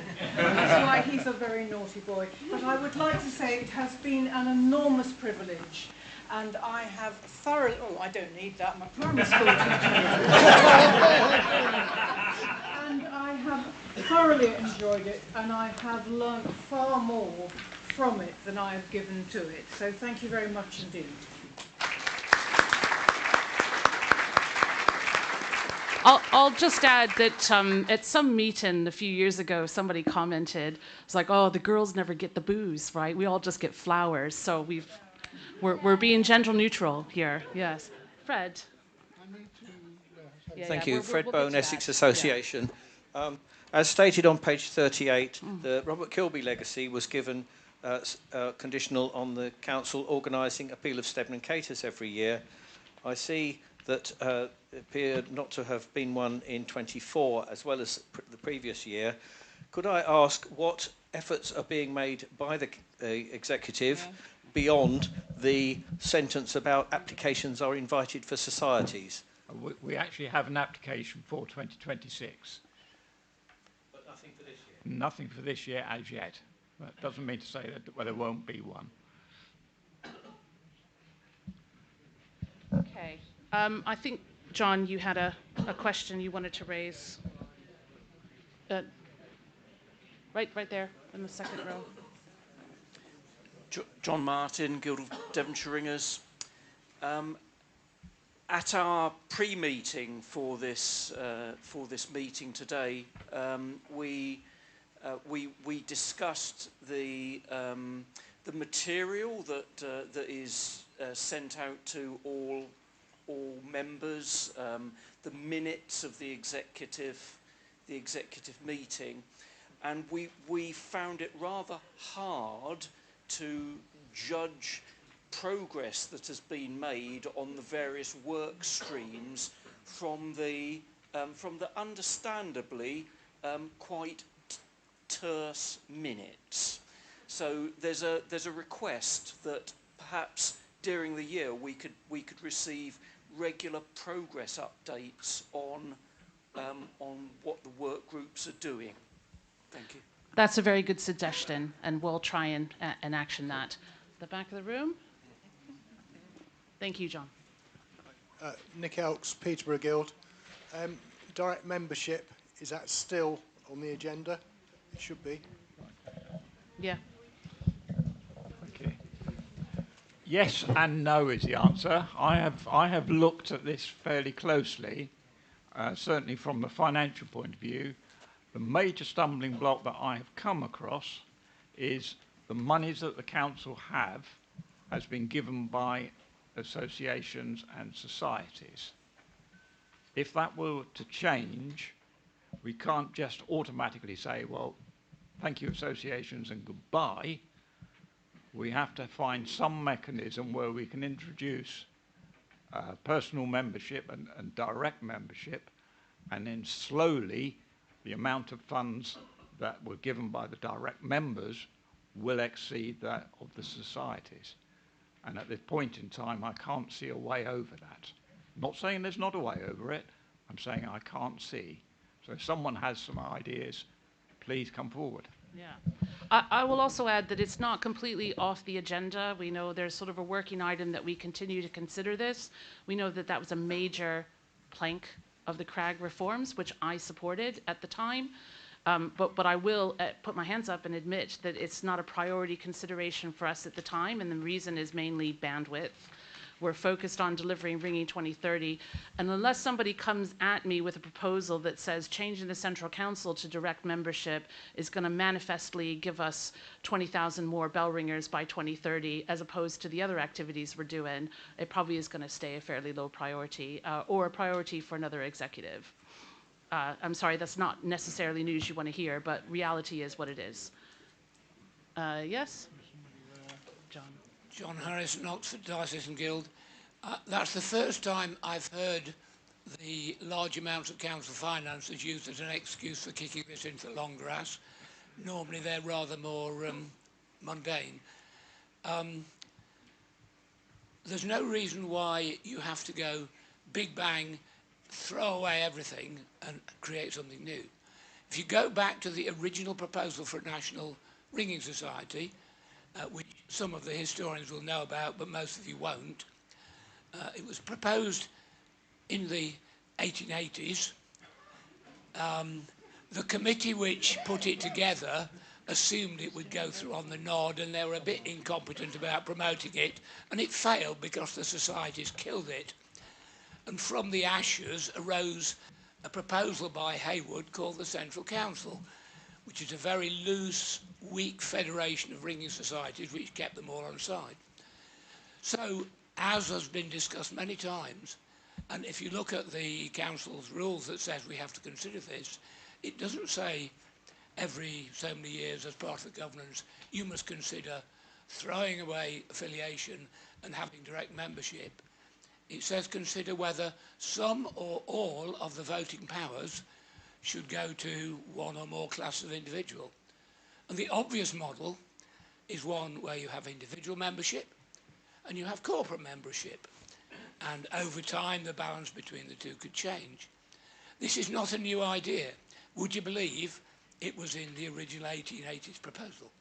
So, you know, the thinking has been done by us, for us, by the much discredited Victorians. If we had a direct membership organisation, it would just be normal, like lots of other organisations. The problem is we can't see beyond where we are. Well, there is a way out. We could make a small step, and then maybe a bigger step, and we could change things. But it's the other thing, of course, if the capital balance is a problem, let's spend it, then it isn't a problem. Yeah. What I will say before we go down this particular rabbit hole, this is a very big topic for any other business discussion and deserves discussion on itself. But my point, because I was asked directly where we're thinking about this and what our priorities are, is that bandwidth. Right? I mean, we could do a lot of stuff, but we have to pick and choose what we're considering the most important right now. And yes, I mean, baby steps and slow transition is definitely the way to do it.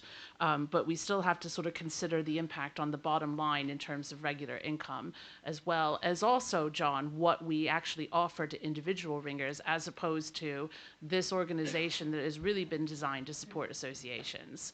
And that's something that we have to consider. So it's a big question. It's a big enough question that the original CRAG group and the executive immediately after struggled to find a way forward on it, and extensive consultations were done. We still have that consultation, we still have that material, and it just needs some bandwidth in order to absorb it and think about it. But in the context of other things that we're trying to achieve, my feeling and the executive's feeling is that this is less important than delivering some of these changes that will actually directly improve ringing overall. Right, can I move on quickly? Ian, you had a quick any other business on safeguarding, and then we'll move on to the vote of thanks. Thank you. Ian Ralston, Cumberland Youths, and executive sponsor for Young Ringers, Environments and Safeguarding. You'll note in your meeting papers a rather brief report from the safeguarding team. It's a brief because it was written in May at a time when the team was in a certain sort of state of flux. Simon Ridley, who'd supported the team in recent years, stepped down, and I'm very pleased to say that we've been successful this year in recruiting Chris Enzer, June Wells, and more recently Pam Thompson to join Emma Jarvis. So the team is now twice the size it was a year ago, and we are steady and methodically revisiting our priorities. You will note that certain documents disappeared from the CC website simply because they were out of date, but Chris in particular has been working on a revised template which societies can use as a basis for safeguarding policies for their society. So that's about to go back up. The other thing that has happened, or we want to get back on our agenda, is engagement at a senior level first within the Church of England on safeguarding for ringers. Previous attempts to engage with the National Safeguarding Team really didn't work. We didn't get any traction. But it's not lost on us that, as Pam Thompson has pointed out, the lead bishop, or one of the lead bishops for safeguarding, is the Bishop of Birkenhead in the Chester Diocese. And we are hoping to engage with the Bishop of Birkenhead on what would hopefully be a constructive discussion about what safeguarding should look like for the ringing community. Finally, what I would like to draw your attention to is that a couple of months ago, Ernie kindly emailed all affiliated society secretaries with a notice that we've established a ringing forums for safeguarding leads. So this is a closed forum. It's not visible when you look on the public page of ringing forums, but it is open for safeguarding leads of associations. They need to write to me, and then I can subscribe them to that forum. So far, about 30 societies have signed up. It will be good to have more people there. It's a place where people can share experience, share frustration, which happens quite a lot. We need that forum. It's a closed forum because it's really for people working at the coalface on our behalf in safeguarding, rather than a sort of debating chamber on safeguarding policy. So please, if your safeguarding lead has not signed up to the forum, please get them to write to me, and hopefully they will join. Thank you. Right, we just have a little bit of housekeeping before we move to the vote of thanks. Have I got the meeting's permission for Ernie to destroy the ballot papers? Yes? Fantastic. I have no idea. I don't know. He's going to eat them. I'm going to feed them to the dog. I also have a message for Friends of the Library. Could they come to Andrew Asplin's table in the back to pick up their papers? Okay, that's just a new... Does that make sense? Hopefully that makes sense if you're a friend of the library. And if you're not, you should join. It's lovely. Right, and just a little bit of what's happening for the rest of the evening. Vicky? Right, some housekeeping for the rest of the evening. Soiree will be happening within this space here. So as you can imagine, it needs a bit of rearranging. So same rules apply as they did for lunch. There is a list that will be checked off. If you've booked and paid for supper this evening, you'll get another raffle ticket. Hurrah! You don't win any prizes, you win food. Food is going to be served at approximately 7:30. So there's plenty of time to kind of stretch your legs, go and have a look at the police dogs down the other end if they're out and about running. Don't upset them because they will come for you. We do need to rearrange this room, so it would be kind of helpful if we could vacate the space fairly promptly at the end of the meeting. If there are some able-bodied people around that can help lift and shift some tables and chairs, that would also be much appreciated. But then the bar will be open and things will kick off later on. So enjoy the evening. Thank you. Thank you. Can I call on John Martin to give a vote of thanks? Yeah, John Martin, Guild of Devonshire Ringers again. Here. Oh. Yeah. Ernie wrote to me and asked me as a new member to give a vote of thanks. Those of you with a longish memory will realise that actually I'm a returning member, having represented the Oxford Guild way back in the late 80s, 90s. Anyway, thank you for asking me, Ernie. And so, I'd like to propose a vote of thanks for the following from the Yorkshire Association. Flip Hall, Elaine and Peter Scott, Malcolm and Helen Turner, and David Spall. From the Central Council, I'd like to propose on our behalves a vote of thanks to Doug Davies for the booking website, David Richards, lurking behind the curtain, although he has popped out once or twice, for the live streaming. You still there, Dave? Colin Chapman for the programme brochure and lots of other stuff. Beverly Faber for arranging the polo shirts. The executive, especially Vicky, who has coordinated us and kept us on the straight and narrow, the committee and us today on the straight and narrow. And all the towers who've accommodated visitors, the Yorkshire Ringers who've been here today acting as tellers and stewards, the staff at Sheffield Cathedral, and Peter and the staff here at the Niagara Conference Centre for hosting today's event and the social this evening. Finally, thanks to Tina, our president, who has steered us relatively smoothly through the day.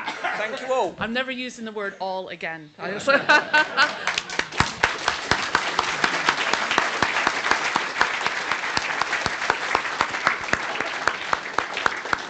And can I say, the staff at Sheffield Cathedral and the Niagara Centre have been more than helpful. I had them running around after me all morning, and they were absolutely brilliant. And also, all the Yorkshire Association volunteers today, tomorrow, and Friday have been spot on, absolutely fantastic. So my personal thanks to all of you. Meeting attendance. Right, we have a slide. This just tells you how our meeting was made up. 57 out of 66 societies, 2 out of 4 small societies. We had 1 fellow, 7 ex officio members, 141 affiliate society reps, and 2 small society reps. Now, under Motion B, which takes effect in about 5 minutes, they would be merged into representative members altogether. And after this meeting, all the representatives of small societies who are here will be able to vote at the next council, thanks to your vote.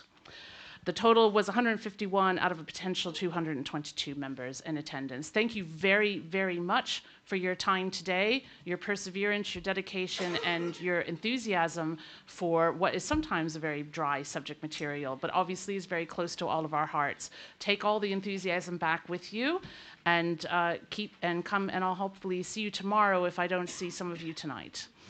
And with that, I declare the meeting closed. Thank you.